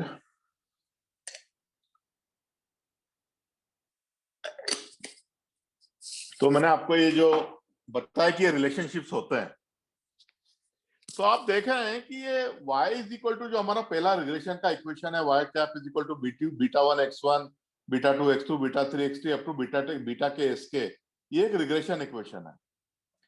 पर जब हम देख रहे हैं कि जब जो है x1 is also related with x2 x3 x4, मतलब ये भी एक रिग्रेशन इक्वेशन हो गया। कैसे हो गया कि हम x1 की वैल्यू प्रेडिक्ट कर सकते हैं, x1 की value we can predict using x2 x3 x4, ठीक है ना। तो ये भी एक रिग्रेशन प्रॉब्लम हो गया। अगर आप x2 की वैल्यू रिप्रेजेंट कर सकते हो, x1 x2 की वैल्यू जो है वो x1 x4 x5 से रिप्रेजेंट कर सकते हो, तो वो भी एक रिग्रेशन प्रॉब्लम हो गया। तो जैसे जितने वो अगर इस तरह के रिलेशनशिप बनते हैं, अगर एन रिलेशनशिप बनते हैं इस तरह के, अगर आपके 1000 वेरिएबल हैं, x1 x2 x3 x4 up to x1000, और इस तरह के 40 रिलेशनशिप आपके बनते हैं, मतलब 40 वेरिएबल ऐसे हैं कि जो दूसरों के कॉम्बिनेशन से जो है प्रेडिक्ट किए जा सकते हैं, तो आपके ऐसे 40 रिग्रेशन इक्वेशन बन गए लोकल। मतलब 40 और रिग्रेशन के प्रॉब्लम बन गए आपके। समझ रहे मेरी बात? नवे आया समझ में आपके? अच्छा आया। क्योंकि आपके जो x1 है वो आप x2 x3 x4 से रिप्रेजेंट कर रहे हो, तो वो भी एक रिग्रेशन प्रॉब्लम है। x2 को आप x1 x3 x4 से रिप्रेजेंट कर रहे हो, वो भी एक रिग्रेशन प्रॉब्लम है। तो अगर आपके 1000 वेरिएबल में से 40 वेरिएबल इस तरह के इक्वेशन निकलते हैं, तो आपके पास 40 अलग अलग रिग्रेशन के प्रॉब्लम आएंगे, राइट? 40 रिग्रेशन के प्रॉब्लम आएंगे आपके इस तरह के। तो हर एक रिग्रेशन प्रॉब्लम का हम आर स्क्वायर निकाल लेते हैं। तो जैसे x1 है तो उसका आर स्क्वायर को हम r1 बोलेंगे, और जो x2 है उसके आर स्क्वायर को हम r2 बोलेंगे। तो ऐसे अगर 40 इक्वेशन है तो उसको 40th को हम बोलेंगे r40। तो ऐसे 40 इक्वेशन जो है उनका हम जो है रिग्रेशन इक्वेशन निकाल के उनका रिग्रेशन कोएफिशिएंट निकाल लेते हैं 40 के 40 इक्वेशंस का। ठीक है ना? तो ये आपको नहीं करना है, ये कंप्यूटर ऑटोमेटिक करता है, ये समझने वाली बात है अभी आपके लिए। ठीक है ना? तो ये आपके नियम समझ में आया क्या करते हैं? Yes, sir. तो ये 40 के 40 इक्वेशन का हम क्या करते हैं, रिग्रेशन कोएफिशिएंट निकाल लेते हैं। तो ये जैसे है अभी, जैसे आर, इसको हम आर आई बोलते हैं। Are I varies from 1 to 40। ठीक है, आई वेरीज फ्रॉम 1 to 40। तो देखिए अब R1 है, तो R1 is equal to 1 minus, मैं इक्वेशन निकालता हूं, फिर VIF निकालता हूं। तो VIF वैल्यू होती है, VIF को ध्यान में रखिए, इसको VIF एनालिसिस बोलते हैं, VIF एनालिसिस। तो VIF एनालिसिस मतलब अगर मैं RI इज इक्वल टू का जो वैल्यू इसमें रखूंगा, तो ये सिर्फ एक ही अननोन है इसमें, RI। तो मैं जैसे जैसे R का इक्वेशन रखूंगा, अगर मेरे पास 40 इक्वेशन है रिग्रेशन के, तो 40 VIF फैक्टर निकल जाएंगे मेरे पास, 40 VIF फैक्टर निकल जाएंगे। ठीक है ना? तो आप मुझे कोई बताएगा कि अगर RI की वैल्यू 0.8 है तो VIF कितना निकलेगा? RI का वैल्यू 0.8 है, मतलब रिग्रेशन जो है मेरा एक इक्वेशन है उसका वैल्यू 0.8 है, तो VIF कितना होगा? कोई निकाल के बताएगा मुझे? 1/0.36। नहीं, 0.36 कैसे होगा? और RI स्क्वायर इज 0.8 है, मतलब regression is always measured in terms of squared only. So हाँ, तो RI 0.8 squared is 0.8. So 1 minus 0.8, 1 by 0.2. 2.7. 2.7. नहीं, 1 by 0.2 कितना होगा यार? 5। 5 होगा ना? हाँ, मुझे लगा RI बोला है 0.8, so that's why नहीं नहीं 0.6 नहीं, था। RI नहीं, RI square is 0.8. हम हमेशा अच्छा। RI नहीं देखते, RI square देखते हैं। हम्म। So RI square is 0.8. So VIF will be 1 by 0.2. Point means it will be 5, right? अब आप ये देखिए, मैं इसलिए आपको मैंने 0.8 की वैल्यू क्यों दी? मैंने आपको 0.8 की वैल्यू इसलिए दी कि 0.8 है, मतलब हमारा रिग्रेशन इक्वेशन जो है बहुत ही मतलब सफिशिएंटली लीनियर है। मतलब जैसे आपको बताता हूं, मैं आपको, अगर ये भूल गए हो तो मैं आपको पीछे ले जाके बताता हूं कि ये रिग्रेशन इक्वेशन हमारा कैसे होता है। मैं पीछे ले जाके बताता हूँ आपको। ये देखिए, तो ये आप मेरी स्लाइड दिख रही है आपको, Yes, Yes, sir. sir. है ना? अब आप इसमें 0.7 की वैल्यू देखिए, RI square is equal to 0.7। तो ये भी मतलब काफी कुछ हद तक के जो पॉइंट जो है स्कैटर हो रहे हैं, ये स्ट्रेट लाइन के द्वारा जनरलाइज किए जा सकते हैं। मैं तो उससे ज्यादा की बात कर रहा हूँ। 0.8 तो मतलब इसका मतलब 0.8 0.1 के और करीब, 1 मतलब परफेक्ट होता है, परफेक्ट फिट होता है। देखिए, R square is equal to 1 मतलब परफेक्ट फिट है, ये परफेक्ट फिट देख रहे हैं, मतलब जो हमारी स्ट्रेट लाइन है वो सभी पॉइंट्स में से पास हो रही है परफेक्टली। तो अगर 0.7 इस तरह का है तो 0.8 जो है वो 1 और 0.7 के बीच में होगा, मतलब 1 का जो फिट है वो 0.7 से बेटर होगा। तो मतलब हमारे भी जब भी हम फील्ड में भी डिस्कस करते हैं, तो जो R square is equal to 0.8 होता है, उसको काफी जो है उसको R square is equal to 0.8 को काफी अच्छा फिट माना जाता है। तो अगर आर स्क्वायर अगर आपका 0.8 आ गया, मतलब मैं आपको उसी इक्वेशन पे वापस ले चलता हूं यहाँ पे। अगर आपका x1 मतलब x1 का आपने आर स्क्वायर निकाला, मतलब r1 स्क्वायर निकाला, r1 स्क्वायर वो 0.8 आ गया, मतलब x1 can be 80% explained by the combination of x2 x3 x4 and x5। समझ गए मेरी बात में क्या कहना चाहता हूँ? अगर इस इक्वेशन का x1 वाली इक्वेशन का, x1 कैप वाली इक्वेशन का आर स्क्वायर अगर 0.8 आ गया, इसका मतलब x2 x3 x4 के द्वारा जो है मैं इसका जो है 80% से 80% एक्यूरेसी से प्रेडिक्ट कर सकता हूँ x1 को। ये समझ में आया नव्य आपके? यस सर आया। नीमा, जागृति, उद्देश्य, यस सर। मतलब ये बहुत अच्छा रिलेशनशिप हो गया है। तो इस तरह के रिलेशनशिप हम नहीं चाहते हैं। तो भाई अब जब भी हमारा आर स्क्वायर 5 से ज्यादा होगा, जब भी हमारा VIF फैक्टर 5 से ज्यादा होगा, इसका मतलब आर स्क्वायर मतलब कितना? आर स्क्वायर 0.8 है। 0.8 का मतलब बहुत अच्छा लीनियर रिलेशनशिप है। तो हम उसमें क्या, उस केस में हम क्या करेंगे कि कोई ना कोई वेरिएबल जो ये आपके x1 x2 है ना, इनमें से कोई ना कोई ड्रॉप करेंगे, कोई वेरिएबल हटा देंगे। हम एक वेरिएबल हटा के देखेंगे कि जो है ये इक्वेशन का आर स्क्वायर जो है वो रिड्यूस हो रहा है। तो जब भी हमारा आर स्क्वायर 0.5 से ऊपर आएगा, आर स्क्वायर जो है 5 के ऊपर आएगा, तो हमको अलार्म है ये कि भाई ये जो xi की वैल्यू जो है, xi की वैल्यू वो दूसरे वेरिएबल बहुत इजीली रिप्रेजेंट कर रहा है। तो फिर उस केस में हम क्या करेंगे? आइदर x2 को ड्रॉप करेंगे, x3 को ड्रॉप करेंगे, x4 को ड्रॉप करेंगे, किसी न किसी को ड्रॉप करेंगे। और हम चाहेंगे कि x1 वाला जो इक्वेशन की RI जो 0.8 आई थी वो 0.2 0.3 आ जाए, रिलेशनशिप अच्छा ना हो, ताकि x1 x2 जो है वो जितने भी बचे हैं बाद में, तो ऐसे एक एक करके हम ड्रॉप करते जाएंगे। अगर x2 का वेरिएशन आ गया, x2 वाली इक्वेशन का अगर आर स्क्वायर 85% आ गया, 85% आ गया, तो उस केस में क्या होगा? आपका VIF जो है वो 5 से ऊपर चला जाएगा, 5 से ऊपर चला जाएगा। मतलब उसका मतलब होगा 1/0.15, तो 5 के ऊपर चला गया। तो VIF जब 5 के ऊपर, 5 या 5 से ऊपर जाता है, तो फिर हम क्या करते हैं? अलार्म हो जाते हैं, मतलब हम अलर्ट हो जाते हैं, और फिर हमको कोई ना कोई वेरिएबल ड्रॉप करना पड़ता है, कोई ना कोई वेरिएबल ड्रॉप करना पड़ता है। तो वेरिएबल ड्रॉप हम क्यों करते हैं? ताकि x1 या x2 इक्वेशन का जो आर स्क्वायर ज्यादा आ रहा है वो कम हो जाए। तो जब तक हम ड्रॉप करते जाएंगे, जब तक इनका वेरिएबल का जो वेरिएबल्स है उनका आर स्क्वायर जो है वो 0.2 0.3 ऐसा ना हो जाए, तब तक हम ड्रॉप करते रहेंगे वेरिएबल। ठीक है ना? तो ये मल्टीकोलिनिटी कम करने का एक तरीका हुआ। तो जब भी हम देखते हैं कि वेरिएबल्स मल्टीपल इक्वेशन बन रहे हैं या वेरिएबल देयर इज मल्टीकोलिनिटी, तो हम ये VIF एनालिसिस करते हैं। तो अब ये VIF का फुल फॉर्म क्या होता है मैं भी भूल गया हूं, तो जरा देखते हैं full form of VIF। Full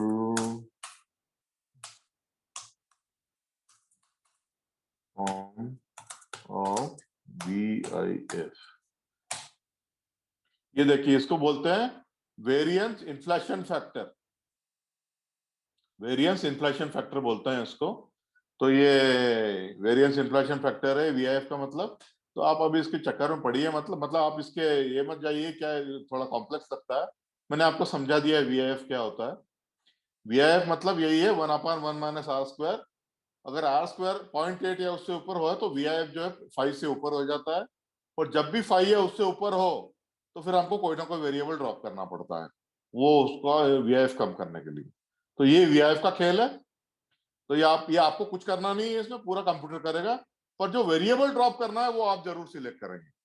ये आपको बता देगा कि VIF इस केस में जो है ये जो है 5 के ऊपर आ रहा है। तो आप सिलेक्ट करिए आपको कौन सा वेरिएबल ड्रॉप करना है। तो as a human you will select कौन सा वेरिएबल ड्रॉप करना है। ठीक है? तो ये मैंने आपको बताया, और ये VIF का एनालिसिस भी मैंने आपको बताया। और दूसरा मैं आपको और दिखाना चाहता हूं कि कैटेगरिकल वेरिएबल से एक और चीज है इसमें, कैटेगरिकल वेरिएबल से कैसे डील करते हैं। तो कैटेगरिकल वेरिएबल्स क्या होते हैं मैं आपको एक बार और बता देता हूं। कैटेगोरिकल वेरिएबल्स एग्जाम्पल, ठीक है ना? ये कैटेगरिकल वेरिएबल का एग्जाम्पल देखिए आप। तो अगर व्हाट इज कंसिडर, अगर यहाँ पे टेबुलर डेटा दिया हो तो बहुत ही अच्छा है। हाँ ये देखिए, तो ये टेबुलर डेटा दिया हुआ है यहाँ पे, ये देखिए ये। हाँ ये देखिए, ये जो पहला टेबल देखिए जो मैंने हाईलाइट कर रखा है, ये ब्लू में हाईलाइट दिख रहा है आप लोगों को? नीमा दिख रहा है? Yes sir. मैंने बड़ा भी कर दिया है इसको, देखो पढ़ने में आ रहा है। Yes sir. अभी आप देखिए कि मतलब ये हेयर कलर जो है, हेयर का कलर है, तो ये ब्लॉन्ड है, रेड है, ब्राउन है, ब्लैक है। तो इस तरह के जो वेरिएबल होते हैं इसको कैटेगरिकल वेरिएबल बोलते हैं। Categorical variable. तो ये ब्लॉन्ड मतलब ये जो है ये नंबर नहीं है, ये स्ट्रिंग है, कुछ कैटेगरीज है, क्लासेस हैं, कुछ कैटेगरी क्लासेस हैं। ये क्लास है, कैटेगरी, इसलिए इसको कैटेगरिकल वेरिएबल बोलते हैं। पर जो भी हमारा मशीन लर्निंग का एल्गोरिदम है, साइकिट लर्न में हम देते हैं, साइकिट लर्न से हम एनालिसिस करते हैं। साइकिट लर्न को सभी के सभी नंबर चाहिए होता है, सभी के सभी क्या चाहिए होता है, नंबर चाहिए होता है, ठीक है ना। तो ऐसे कैटेगरी वेरिएबल्स के साथ हम कैसे डील करते हैं, ये देखिए आप। तो ये देखिए, आपको पीपीटी दिख रही है मेरी, ये दूसरे लेवल का मैं आपको दे रहा हूं। ये कैटेगरी वेरिएबल है, जैसे रेस मतलब ये जो दुनिया में जातियां होती है ना, तो एशियन, अफ्रीकन अमेरिकन, व्हाइट, आपको सबको पता है। अफ्रीकन अमेरिकन क्या होता है, व्हाइट क्या होता है, एशियन मतलब अपन सब लोग, हिस्पैनिक मतलब कुछ और है, रेस कहलाता है। तो उनसे कैसे डील करेंगे हम? तो इनसे डील करने का एक तरीका होता है, इनको हम डमी वेरिएबल में बदल देते हैं। डमी वेरिएबल का मतलब क्या होता है कि ये जैसे एक कॉलम है, ये लेवल ऑफ, आपके डेटा में एक ही कॉलम है रेस का, तो हम 3 कॉलम और इंट्रोड्यूस कर देंगे, x1, x2 और x3, 3 वेरिएबल और इंट्रोड्यूस कर देंगे। तो देखिए अब ये कैसे किया, बहुत सिंपल है, आप डर रहे हैं फालतू, डरने की कोई जरूरत नहीं है। अब ये हिस्पैनिक को क्या किया है इसने, हिस्पैनिक को ये वेरिएबल यहाँ 1 कर दिया, बाकी सारे 0 कर दिए। एशियन को क्या किया, हिस्पैनिक 0, इसने सेकंड को दिखा दिया 1, ये जो है ये कर दिया, बाकी सब 0 कर दिए। अफ्रीकन अमेरिकन को क्या, पहले 0 कर दिए और जो है तीसरे को 1 कर दिया, और व्हाइट को जो है वो तीनों 0 से दिखा दिया। तो मतलब व्हाइट को आप 3 0 से दिखा रहे हैं, अफ्रीकन अमेरिकन को आप 001 से दिखा रहे हैं, एशियन को आप 010 से दिखा रहे हैं, और हिस्पैनिक को 100 से दिखा रहे हैं। सिंपल है, एक की बजाय आपने 3 वेरिएबल इंट्रोड्यूस कर दिए, और जहां भी वो वेरिएबल था, तो पहला आप मान लीजिए हिस्पैनिक है, दूसरा मान लीजिए एशियन है, तीसरा वेरिएबल जो x3 है वो अफ्रीकन अमेरिकन है, और चौथा जो है व्हाइट है। तो चौथा तो क्या है, उसने सभी 0 कर दिया, तो ये हो गया एक रिप्रेजेंटेशन। हिस्पैनिक है, वो न्यू वेरिएबल है, वहां हिस्पैनिक की जगह x1 को हम मान रहे हैं हिस्पैनिक है, वहां 1 कर दिया। एशियन में हम मान रहे हैं x2 को हिस्पैनिक, एशियन को x2 को एशियन मान रहे हैं, वहां उसको 1 कर दिया। अफ्रीकन अमेरिकन जो है उसको हम x3 मान रहे हैं, तो वहां 1 कर दिया, बाकी सारे 0 कर दिए। तो ये आप लोगों के समझ में आया, ये आया आप लोगों के समझ में? Yes sir. बहुत सिंपल है। तो इस तरह के अगर आपके पास अगर 10 कैटेगरी है, तो आप 9 कॉलम और रिप्रेजेंट कर दीजिए। जैसे वो जितने भी, जैसे 4 कैटेगरी थी इसके पास, 4 कैटेगरी थी, व्हाइट, अफ्रीकन अमेरिकन, एशियन और हिस्पैनिक। इसने क्या किया, 3 नए वेरिएबल डाल दिए। अगर तुम्हारे पास 10 है तो 9 नए वेरिएबल डाल दो, और ऐसे इसको बोलते हैं डमी वेरिएबल्स। ये डमी है ना वेरिएबल्स, डमी वेरिएबल बोलते हैं। इस तरह की कोडिंग को बोलते हैं डमी कोडिंग। तो इस तरह की कोडिंग हम जो है हमारे डाटा सेट में डाल देते हैं, और उसके बाद फिर उसको जो है मशीन लर्निंग एल्गोरिदम को फीड करते हैं। क्योंकि ये अगर हम ये हिस्पैनिक और एशियन और ऐसा फीड कर देंगे ना, तो क्या होगा कि वो एरर देके बाहर निकल जाएगा आपका जो है। तो मैं यहाँ 1 मिनट का ब्रेक ले रहा हूँ, तो अगर यहाँ किसी को कोई यहाँ तक कोई प्रॉब्लम है तो पूछिए। बहुत इंपॉर्टेंट चीजें हैं ये सॉल्व करने में प्रॉब्लम। आगे जब अपन पाइथन प्रॉब्लम लेंगे तो इसी के ऊपर बेस्ड होगा पूरा, उसमें वीआईएफ एनालिसिस भी होगा, उसमें इस तरह की डमी एनकोडिंग भी होगी। तो ये आप ढंग से समझ लीजिए अभी।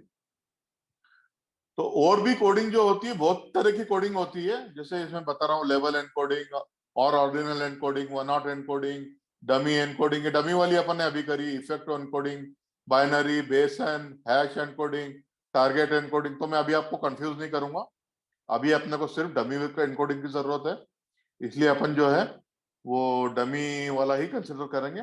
और बाकी जितनी भी है, जैसे जैसे हम आगे बढ़ते जाएंगे कंसिडर करेंगे। मैं आपको एक लिंक दूंगा अभी, जिसमें सारी की सारी जो एनकोडिंग जो है डिस्कस की हुई है। पर अभी के लिए आप डमी पे कॉन्सेंट्रेट कीजिए, क्योंकि अभी हम डमी यूज करेंगे। तो यहाँ तक समझ में आया आपको? उदय समझ में आया आपको यहाँ पे? Yes sir. जैन साहब आपको समझ में आया पूरा? जैन साहब तो है नहीं। अनुभव आपके लिए ठीक है? हाँ ठीक है सर। आपने साहब? सर मुझे एक सवाल है। हाँ बोलो भाई। ये डमी कोडिंग का पॉइंट समझ में नहीं आया मुझे, लाइक क्यों, अरे भाई, कैसे कर रहे क्या? भाई डमी कोडिंग का पॉइंट तुमको, अभी यहाँ 4 कैटेगरीज है हमारे पास, है ना। हिस्पैनिक, एशियन, अफ्रीकन अमेरिकन और व्हाइट, ठीक है ना, 4 कैटेगरी है ना।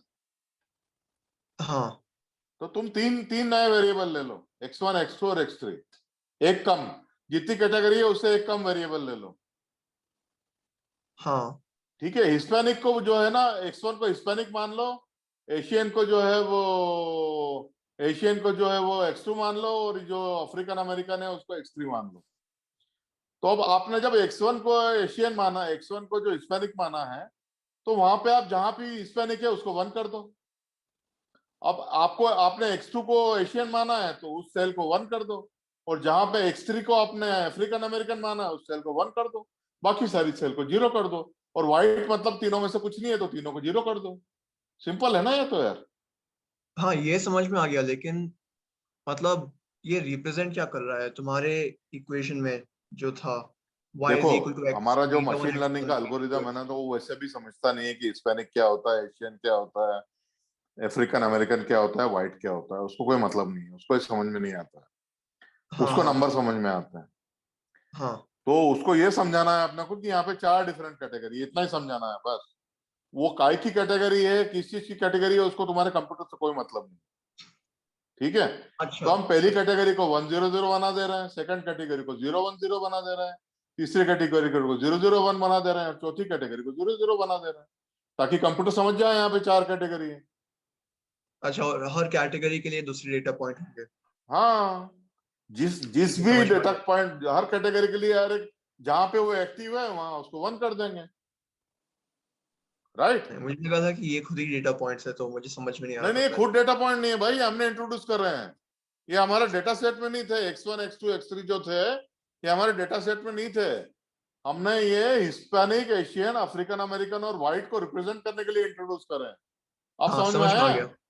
ये हमारे समझ में आ गया। इंट्रोड्यूस वेरिएबल है, इसलिए इनको डमी वेरिएबल बोलते हैं, ठीक ओके। है ना। तो ये और 7-8 तरह की एनकोडिंग और होती है जो मैं आपको समझाते रहूंगा बाद में। अभी मैं यहाँ पे वाकई जो है 1 मिनट का ब्रेक लेना चाहूंगा, क्योंकि हम almost we are up to the and.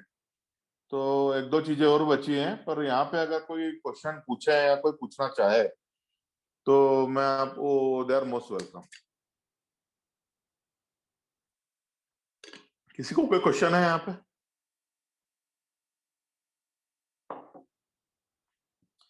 मैं आपको है ना स्केलिंग के कंसेप्ट पे ले जाना चाहता हूँ। एक कंसेप्ट होता है स्केलिंग का।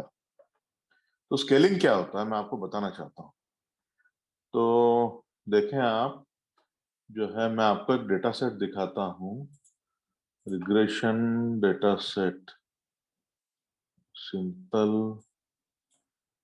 Multiple regression data set example data set है ना, ये देख लेते हैं। तो आपको यहाँ मिलेगा, गूगल में सब कुछ है भाई लोगों, मेहनत करने की वो रखो, बस मेहनत करोगे गूगल में सब मिलेगा। देखो ये डेटा सेट बता रहा है वो, भाई टेबल दिखा दे भाई हमको, टेबल दिखाए नहीं, we want in tabular format. तो अच्छा ये है 10 ओपन डेटा सेट और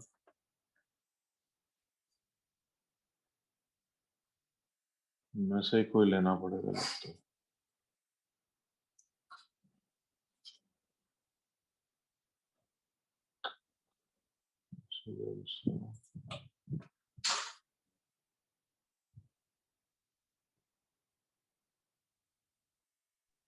सर ऊपर डायरेक्ट इमेजेस पे क्लिक कर दीजिए, शायद इमेजेस में कहाँ जाए। पे? ऊपर ये 10 ऊपर ओपन डेटा। ऊपर अच्छा, इससे बेहतर है मैं आपको मेरी एक्सेल शीट निकाल के बता दूं, तो मैं आपको वो बेहतर है हमारे लिए। 1 मिनट दीजिए मुझे, मैं आपको मेरी एक्सेल शीट में से बता देता हूँ।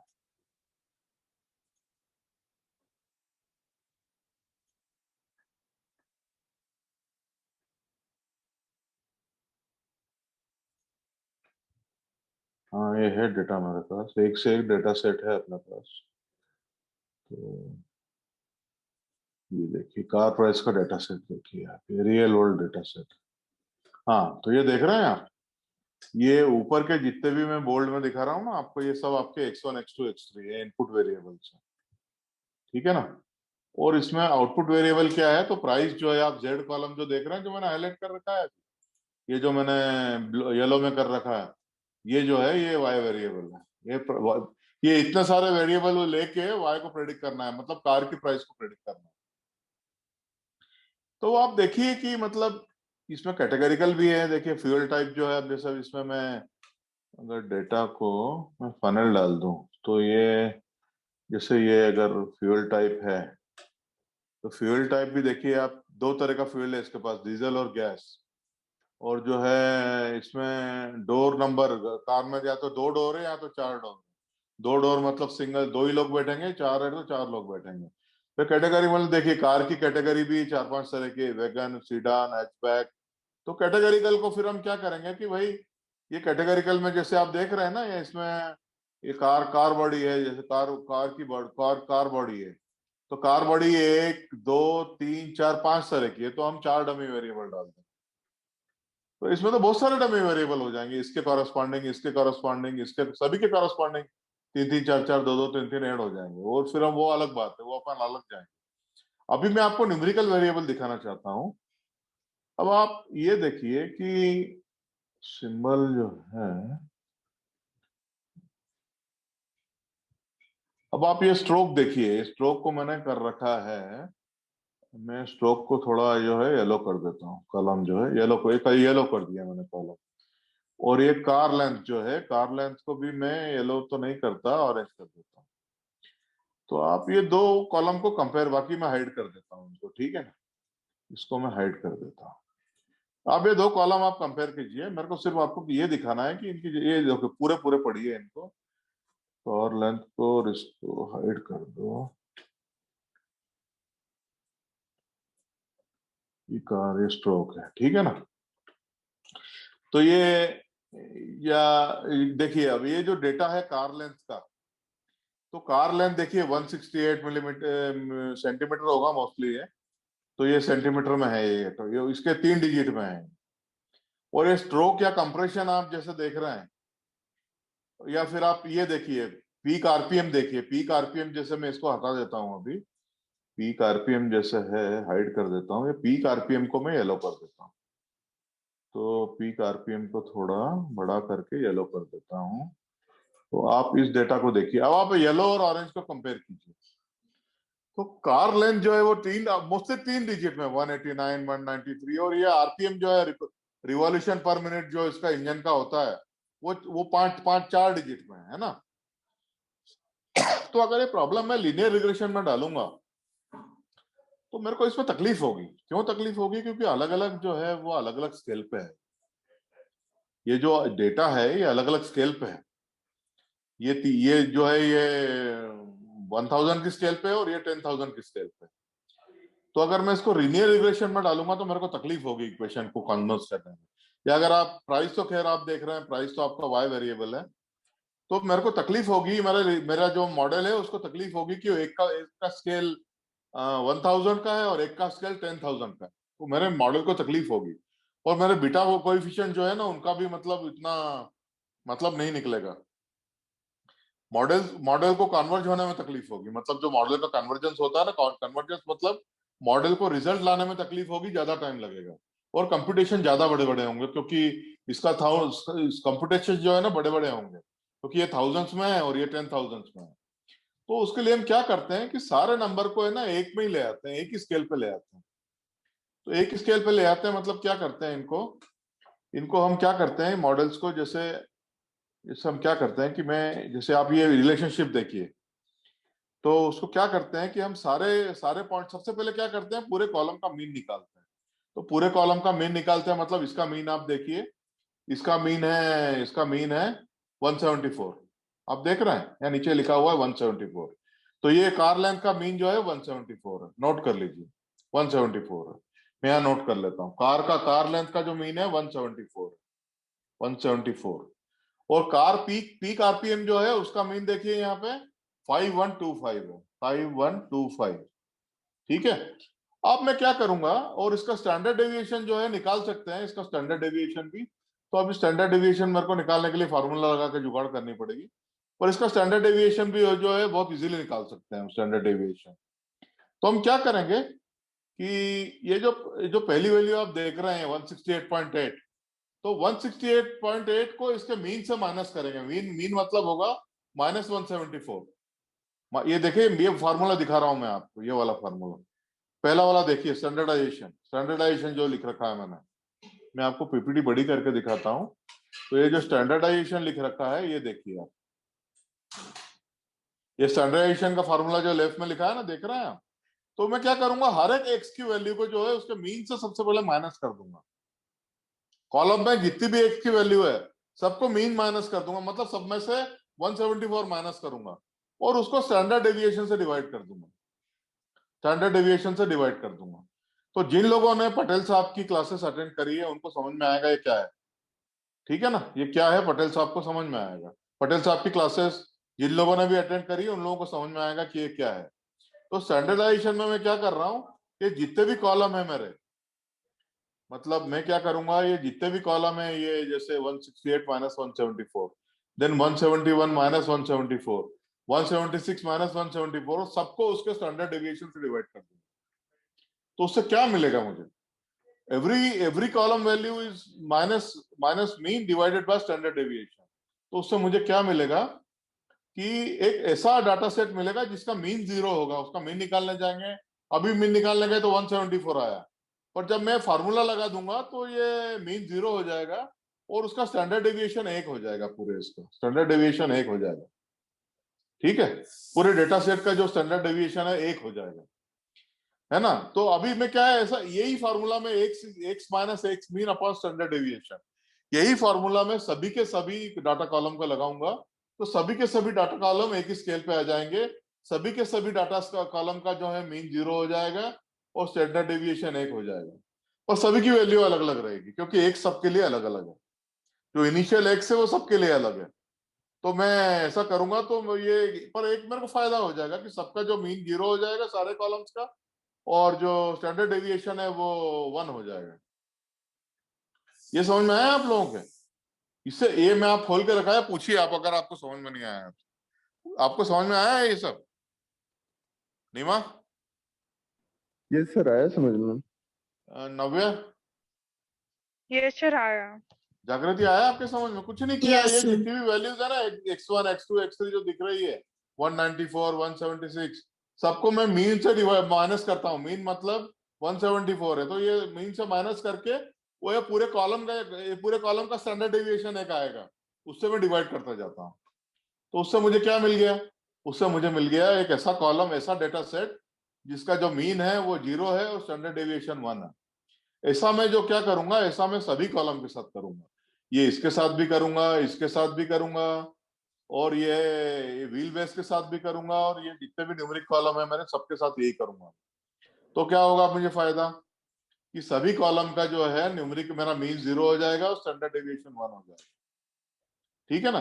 तो इस तरह की जो स्कीम, उससे मेरे को फायदा है कि मेरा जितना भी डेटा सेट के डिफरेंट न्यूमेरिकल वेरिएबल्स हैं, जैसे ये मैंने आपको बताया ये 1000 की स्केल पे थे, और मैंने आपको जैसे बताया ये 10,000 की स्केल पे थे, तो सभी एक ही स्केल पे आ जाएंगे, स्केलिंग सबकी एक ही हो जाएगी। तो इसको बोलते हैं स्टैंडर्डाइजेशन, इसको सर, बोलते ये हैं कर- standardisation.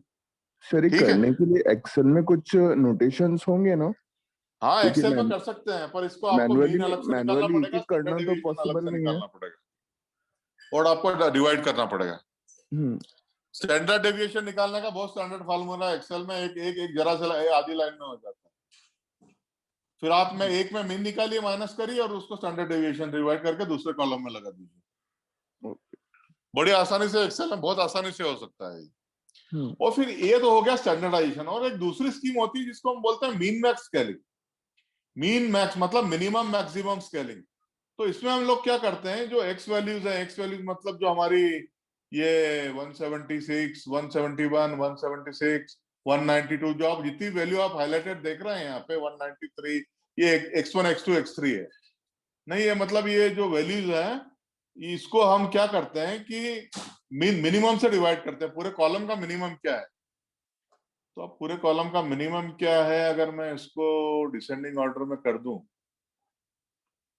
Sort by largest to smallest, तो इसमें सबसे नहीं, लार्जेस्ट टू स्मॉलेस्ट हो गया ये हमने स्मॉलेस्ट देखिए, इसमें इसका मिनिमम क्या है 141, मिनिमम क्या है 141, और मैं इसको अगर उल्टा कर दूं, अगर लार्जेस्ट टू स्मॉलेस्ट कर दूं, तो इसका मैक्सिमम है 208, ठीक है ना। तो यहाँ पे हम मीन और ये नहीं निकालते हैं, मीन और स्टैंडर्ड डेविएशन नहीं निकालते हैं, यहाँ पे हम मिनिमम मैक्सिमम निकालते हैं। तो मिनिमम मैक्सिमम निकाल के जैसे हमने मिनिमम निकाल लिया, तो सारी वैल्यूज को मिनिमम से डिवाइड करो और सारे को जो है मैक्सिमम एक्स और मिनिमम एक्स से डिवाइड करो, डिफरेंस से डिवाइड, मैक्सिमम एक्स मतलब 208 और मिनिमम एक्स मतलब 141, दोनों का डिफरेंस ले लो, वो डिनोमिनेटर हो जाएगा, और एक्स माइनस मिनिमम एक्स मतलब 141, मतलब क्या है 208 जो है, अगर मेरा 208 माइनस 141, 202 माइनस 141, 202 माइनस 141, 198 माइनस 141, ऐसे सब करते जाओ, और एक स्टैंडर्ड जो मैक्स और मीन का डिफरेंस है उससे डिफरेंस डिवाइड कर दो। निमाय समझ में आया? Yes sir. सिंपल है, ये भी सिंपल है ना, ये ऊपर वाले से ज्यादा सिंपल है। मैक्सिमम मिनिमम निकालना है, मैक्सिमम मिनिमम का डिफरेंस ले लो, वो डिनोमिनेटर हो जाता है, और सारी एक्स की वैल्यूज को जो है आप मिनिमम से करते जाओ और सबको डिनोमिनेटर से डिवाइड करते जाओ, एक एक वैल्यू आएगी। तो उसका आपको क्या फायदा होता है कि चारा का सारा जो डेटा है वो एक 0 और 1 की रेंज में आ जाता है, 0 और 1 की रेंज में डेटा आ जाता है। ऊपर क्या था, ऊपर स्टैंडर्डाइजेशन जिसको हम बोल रहे थे, उसमें ऐसा था कि मीन 0 था और स्टैंडर्ड डेविएशन 1 था। नीचे क्या था, जो है मिनिमम 0 हो जाता और मैक्सिमम 1 हो जाता। दोनों में डिफरेंस समझ में आया? ऊपर मीन 0 था और स्टैंडर्ड डेविएशन 1 था, यहाँ पे मिनिमम 0 हो जाता है और मैक्सिमम 1 हो जाता है, ये फर्क है।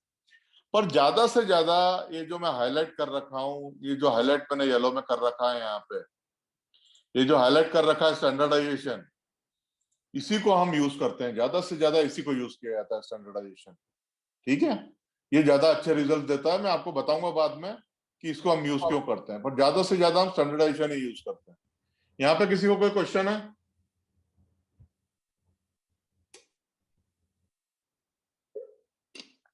अरे मन कोई क्वेश्चन है? सिंपल अरिथमेटिक है ये, नहीं कोई ऐसा क्वेश्चन है यहाँ सवाल पे? नहीं, लेकिन समझ गया ना? हाँ समझ तो गया, लेकिन हाँ फिर कोई मतलब ये तो बस थोड़ा आउट ऑफ क्लास है क्वेश्चन, लेकिन इसका मैथमेटिकल फॉर्मूला कोई सा है आपके पास जो दिखाता है ये कि दिया तो सही मैंने नहीं मैथमेटिकल फार्मूला आपको, स्टैंडर्डाइजेशन नहीं इज इनके इक्वल नहीं, टू, इनके नहीं, मतलब कोई सा मैथमेटिकल फॉर्मूला जो इंडिकेट करता है कि बिना स्केलिंग के ग्रेडियंट मतलब यूनिफॉर्म नहीं रहता या फिर काम नहीं करता, मतलब the effects of not scaling, उसका कोई सा हाँ। तो फॉर्मूला रहेगा? उसमें जो बीटा कोएफिशिएंट आते हैं वो बहुत बड़े बड़े आ जाते हैं। एग्जांपल मेरे को वेब पे ढूंढना पड़ेगा, मैं ढूंढ के बताऊंगा, ऐसे मिलेगा नहीं इतनी आसानी से। हम्म। पर ऐसा कहीं एग्जांपल कहीं ना कहीं मिल जाएगा, what is the requirement of scaling वगैरह करके कुछ डालेंगे ना, तो मैं आपको करके लिंक भेज दूंगा। अच्छा ठीक है, ठीक है ना? अगर थैंक यू। आप मतलब अगर आप स्केलिंग नहीं करते हैं, सबको अलग अलग स्केल पे रखते हैं, तो आपको प्रॉब्लम होती है, कन्वर्जेंस में प्रॉब्लम होती है, बीटा कोएफिशिएंट में प्रॉब्लम होती है, ठीक है ना? हाँ हाँ तो वो प्रॉब्लम्स होती है आपको, इसलिए स्टैंडर्डाइजेशन ठीक। करते हैं।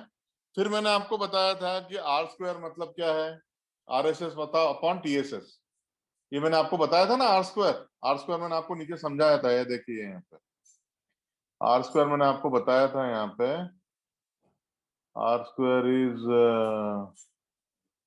स्क्वायर इज ये क्या था, आर ये फॉर्मूला मैंने आपको बताया था, R square is 1 minus RSS upon TSS, right? RSS upon TSS। तो RSS क्या था? RSS मतलब RSS was actual minus predicted का स्क्वायर, और एक्चुअल माइनस प्रेडिक्टेड का स्क्वायर इज RSS। और TSS मतलब क्या? TSS मतलब जो है एक्चुअल माइनस मीन का स्क्वायर, मीन लाइन जो थी, मीन लाइन का स्क्वायर मैंने आपको समझाया था उस दिन। तो अगर नहीं समझ में आया तो देखिए, डिटेल में अपन ने डिस्कस किया है। तो आप वही अलग नोटेशन में है, ये सम ऑफ स्क्वायर रेसिडुअल और सम of square total.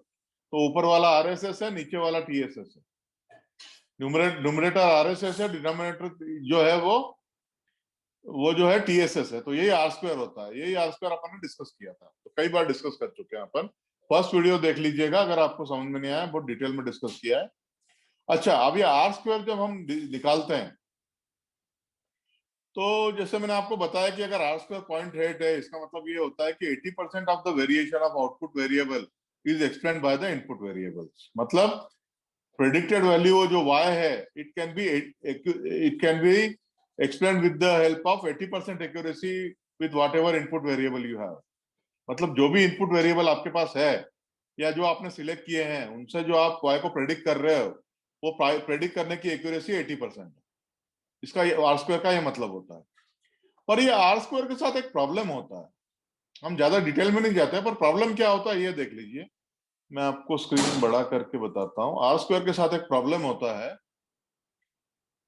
Are square के साथ ये प्रॉब्लम होता है कि आर स्क्वायर में हम जैसे जैसे वेरिएबल ऐड करते जाते हैं, जैसे आपने अभी आर स्क्वायर 3 वेरिएबल से निकाला और आपका आर स्क्वायर 0.8 आया, और आपने 2 जंक वेरिएबल डाल दिए, कुछ भी 2 जंक वेरिएबल डाल दिए, है ना, वो डाटा सेट में 2 जंक वेरिएबल डाल दिए, तो आपका आर स्क्वायर या तो चेंज नहीं होगा या आपका आर स्क्वायर बढ़ने के भी चांसेस, जबकि वो 2 जंक वेरिएबल किसी भी काम के नहीं है। आपका जो प्रेडिक्शन में वो कहीं भी काम में नहीं आ रहा, प्रेडिक्शन में कहीं भी काम में नहीं आ रहा, फिर भी आर स्क्वायर की वैल्यू या तो वही रहेगी या तो बढ़ती जाएगी। ठीक है, तो ये आर स्क्वायर के साथ प्रॉब्लम है कि जैसे जैसे हम वेरिएबल ऐड करते जाते हैं, आर स्क्वायर या तो बढ़ता जाता है या तो आर स्क्वायर की वैल्यू कांस्टेंट रहती है। तो हमको ऐसा नहीं चाहिए ना, हमको ऐसा वेरिएबल चाहिए, ऐसा मॉडल का मेजर। ये मॉडल का मेजर है आर स्क्वायर, मतलब क्या है, मॉडल का मेजर है ना, मॉडल की एफिशिएंसी का मेजर है। आर स्क्वायर 0.8 मतलब अच्छा, 0.9 मतलब बहुत अच्छा, और 1 आर स्क्वायर इज 1 मतलब बहुत, मतलब 100% अच्छा, राइट। तो ये R square is the measure of efficiency of the model, it is the measure of efficiency, model की एफिशिएंसी मेजर करता है। हमको ऐसा ऐसा मेजर चाहिए जो कि हम जब जंक वेरिएबल डालें तो वो वेरी ना हो उसके साथ। तो इसलिए इन्होंने एक और वेरिएबल निकाला है जिसको हम एडजस्टेड आर स्क्वायर बोलते हैं। क्या बोलते हैं? Adjusted R square. और आपका जब linear regression, multiple linear regression होता है, तो हम आर स्क्वायर तो कैलकुलेट करते ही करते हैं, पर ज्यादा भरोसा जो है वो एडजस्टेड आर स्क्वायर के ऊपर करते हैं। ज्यादा भरोसा एडजस्टेड आर स्क्वायर के ऊपर करते हैं जब हम मल्टीपल लीनियर रिग्रेशन निकालते हैं।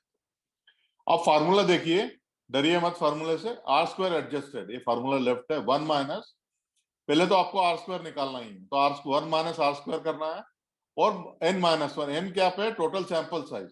तो सैंपल साइज मतलब क्या है यहाँ पे, जैसे मेरे ये वेरिएबल्स यहाँ पे टोटल जो रोज है मेरी, ये टोटल रोज मेरी 206 है, तो ये जो सारी रोज है, ये रोज मैंने हाईलाइट जो कर रखी है, इनका जो काउंट है 206 है, 206 है। तो आपका जो सैंपल साइज है वो 206 हो जाएगा। ठीक है ना। पी मतलब नंबर ऑफ प्रेडिक्टर्स, पी मतलब नंबर ऑफ प्रेडिक्टर्स है ना, पी मतलब नंबर ऑफ प्रेडिक्टर्स। तो यहाँ पे अगर आप देखेंगे तो मेरे प्रेडिक्टर कितना है, प्रेडिक्टर मैं आपको बता देता हूँ यहाँ पे कितना है। यहाँ पे प्रेडिक्टर आप अगर देखेंगे तो अनहाइड करता हूँ इसको मैं, और मैं सारे सिलेक्ट करता हूँ, कार आईडी नहीं होगा, ये सारा मैं सिलेक्ट करता हूँ। ये प्रेडिक्ट, इसमें कैटेगरिकल भी ले लेंगे आप, ठीक है ना। तो आप प्रेडिक्टर देखिए कितना है, प्राइस को छोड़ दीजिए क्योंकि प्राइस वाई वेरिएबल है।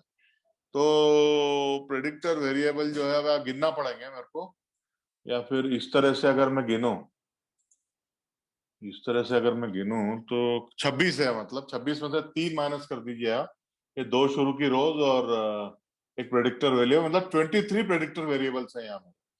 ठीक है ना। तो यहाँ 23 प्रेडिक्ट मतलब आपके जो कॉलम के नाम है, हर एक कॉलम एक वेरिएबल है, इनपुट वेरिएबल है, राइट। हर एक कॉलम जो है यहाँ पे एक इनपुट वेरिएबल। ऐसा मेरे पास 23 वेरिएबल से जो मैं अपने मॉडल को इनपुट करता हूँ, राइट, अपने मॉडल को इनपुट करता हूँ। तो 23 प्रेडिक्टर वेरिएबल है मेरे पास।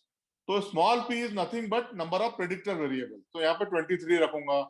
यहाँ पे जब जो मेरा एन है वो 206 है, क्योंकि मेरी नंबर ऑफ रोज 206 है।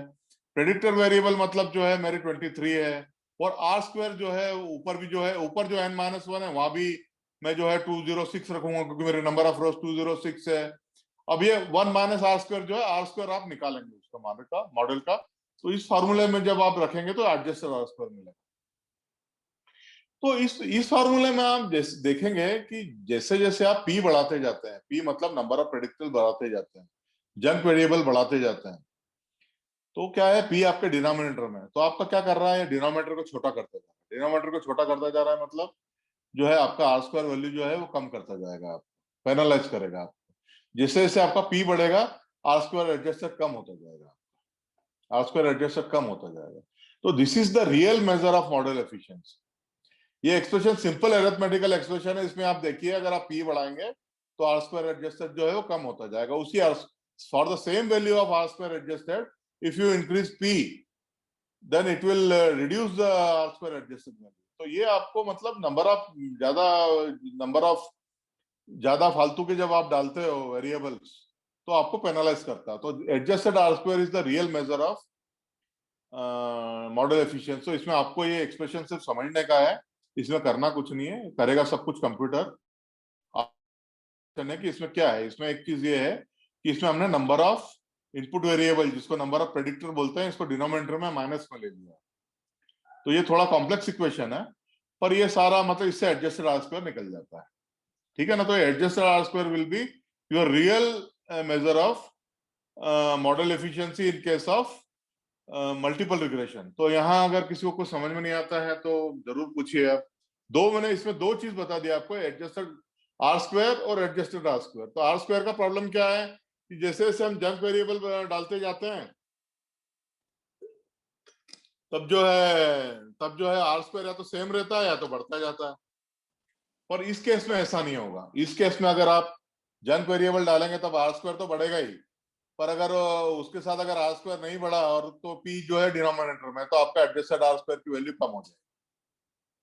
तो R square adjusted is the real measure in case of multiple linear regression, ठीक है। जब भी आपको मॉडल एफिशिएंसी कोई बोले तो मल्टीपल लीनियर रिग्रेशन में आप आर स्क्वायर नहीं बताएंगे, आप एडजस्टेड आर स्क्वायर बताएंगे, ठीक है ना। फार्मूला सिंपल है, आर स्क्वायर निकालिए 1 minus R square n-1 any number of rows number of samples -1 p is number of input variable जो मैंने आपको 23 गिन के बताया, तो n-p-1 है डिनोमिनेटर है। सिंपल फार्मूला, कुछ भी नहीं है।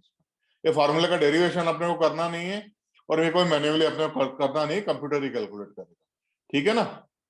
तो ये मैं आपको ये 2-3 लिंक शेयर करूंगा अभी सेशन के बाद।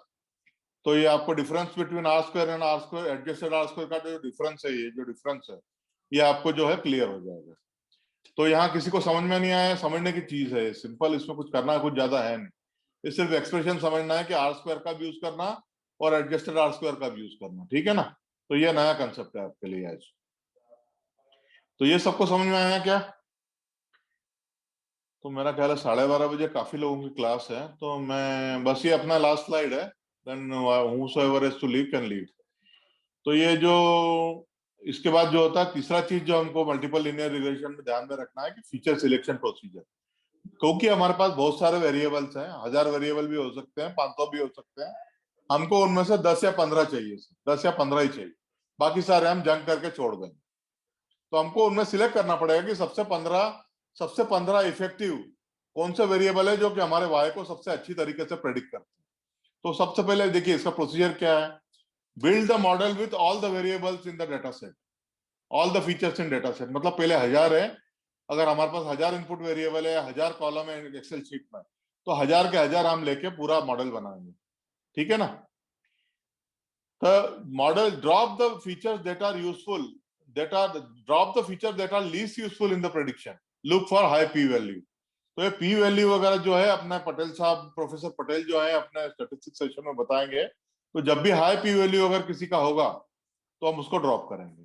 फिर उसके बाद क्या करेंगे कि वीआईएफ एनालिसिस करेंगे, मल्टी कोलिनियरिटी चेक करेंगे। Drop features that are redundant, redundant मतलब मल्टी कोलिनियरिटी है, तो हम वीआईएफ एनालिसिस करेंगे। जिसका भी वीआईएफ 5 से ऊपर होगा हम ड्रॉप करेंगे। उसके बाद फिर बचे हुए वेरिएबल के साथ फिर जो है हम डेटा सेट बनाएंगे और फिर 2, 3, 4 रिपीट करेंगे। तो मतलब एक चीज आपके समझ में नहीं आई कि ये पी वैल्यू क्या होता है। तो पी वैल्यू जो है प्रोफेसर पटेल जो है आपको स्टैटिस्टिक्स में पढ़ाएंगे, इसलिए आप ये पी वैल्यू अटेंड कीजिए, बिल्कुल लेक्चर अटेंड कीजिए। और इसके अलावा 2 चीजें और होती है, एफ स्टैटिस्टिक्स और पी स्टैटिस्टिक, एफ स्टैटिस्टिक और P statistic, sorry F statistic और टी स्टैटिस्टिक, ये 2 चीजें और होती है, लीनियर रिग्रेशन में काम में आती है, जो पटेल साहब आपको नेक्स्ट क्लास में पढ़ाने वाले हैं। तो आप जरूर आइएगा सबके सब। तो ये पी वैल्यू जो है आपको स्टैटिस्टिक्स में समझा दिया जाएगा।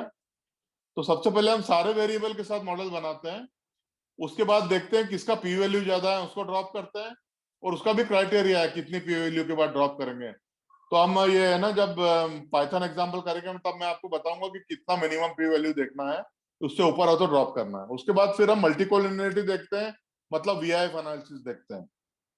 तो वीआईएफ में किसका जो है 5 से ज्यादा है, उनमें 1-2 वेरिएबल ड्रॉप कर देते हैं। उसके बाद जब वेरिएबल जो पी वैल्यू को ड्रॉप करने और वीआईएफ वैल्यू के बाद ड्रॉप करने के बाद जो वेरिएबल बचते हैं, तो उसके बाद फिर से मॉडल बनाते हैं और फिर से यही प्रोसीजर रिपीट करते हैं। तो ये प्रोसीजर लेबोरियस है काफी, मतलब देखिए इसमें खूब सारा काम कंप्यूटर कर रहा है, पर फिर भी मैनुअल वर्क काफी है इसमें, ठीक है। तो ये सब आपका मैनुअल जजमेंट के ऊपर रहता है। अगर यहाँ पे अगर आप, मेरा ये सेशन अभी एंड हो गया है यहाँ पे, अगर यहाँ तक किसी को कोई क्वेश्चन है तो पूछिए, और अगर कोई बहुत जल्दी में है तो वो जा सकता है।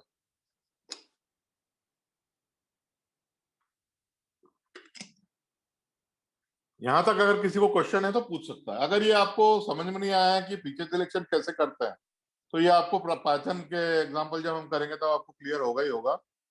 पर आपको ये जो है, आपको एडजस्टेड आर स्क्वायर समझ में आना बहुत जरूरी है, आर स्क्वायर समझ में आना बहुत जरूरी है, ठीक है ना। ये 2 कंसेप्ट अगर आप समझ गए अभी तो काफी है। और फिर आपको स्टैंडर्डाइजेशन समझ में आना बहुत जरूरी है कि स्टैंडर्डाइजेशन हम कैसे करते हैं और स्टैंडर्डाइजेशन के फायदे क्या है। और दूसरा, फिर आपको एक नया कंसेप्ट मैंने बताया कि ये जो डमी वेरिएबल है ये क्या होते हैं। उसके बाद एक नया कंसेप्ट आपको बताया गया है, वीआईएफ एनालिसिस क्या होता है। तो अगर आपको ये समझ में नहीं आता है तो फिर आप ये वीडियो वापस से एक बार देखिए। बाकी ये सिंपल चीज है, आज मैथ्स कुछ भी नहीं किया है अपन, तो है सिर्फ सारी सिंपल चीज ये वीडियो को अगर आप एक बार और रिवाइज करेंगे अपने फ्री टाइम में, then I think things will be pretty clear. और जैसे जैसे हम पाइथन एग्जांपल करेंगे तो थिंग्स विल बी क्लियर।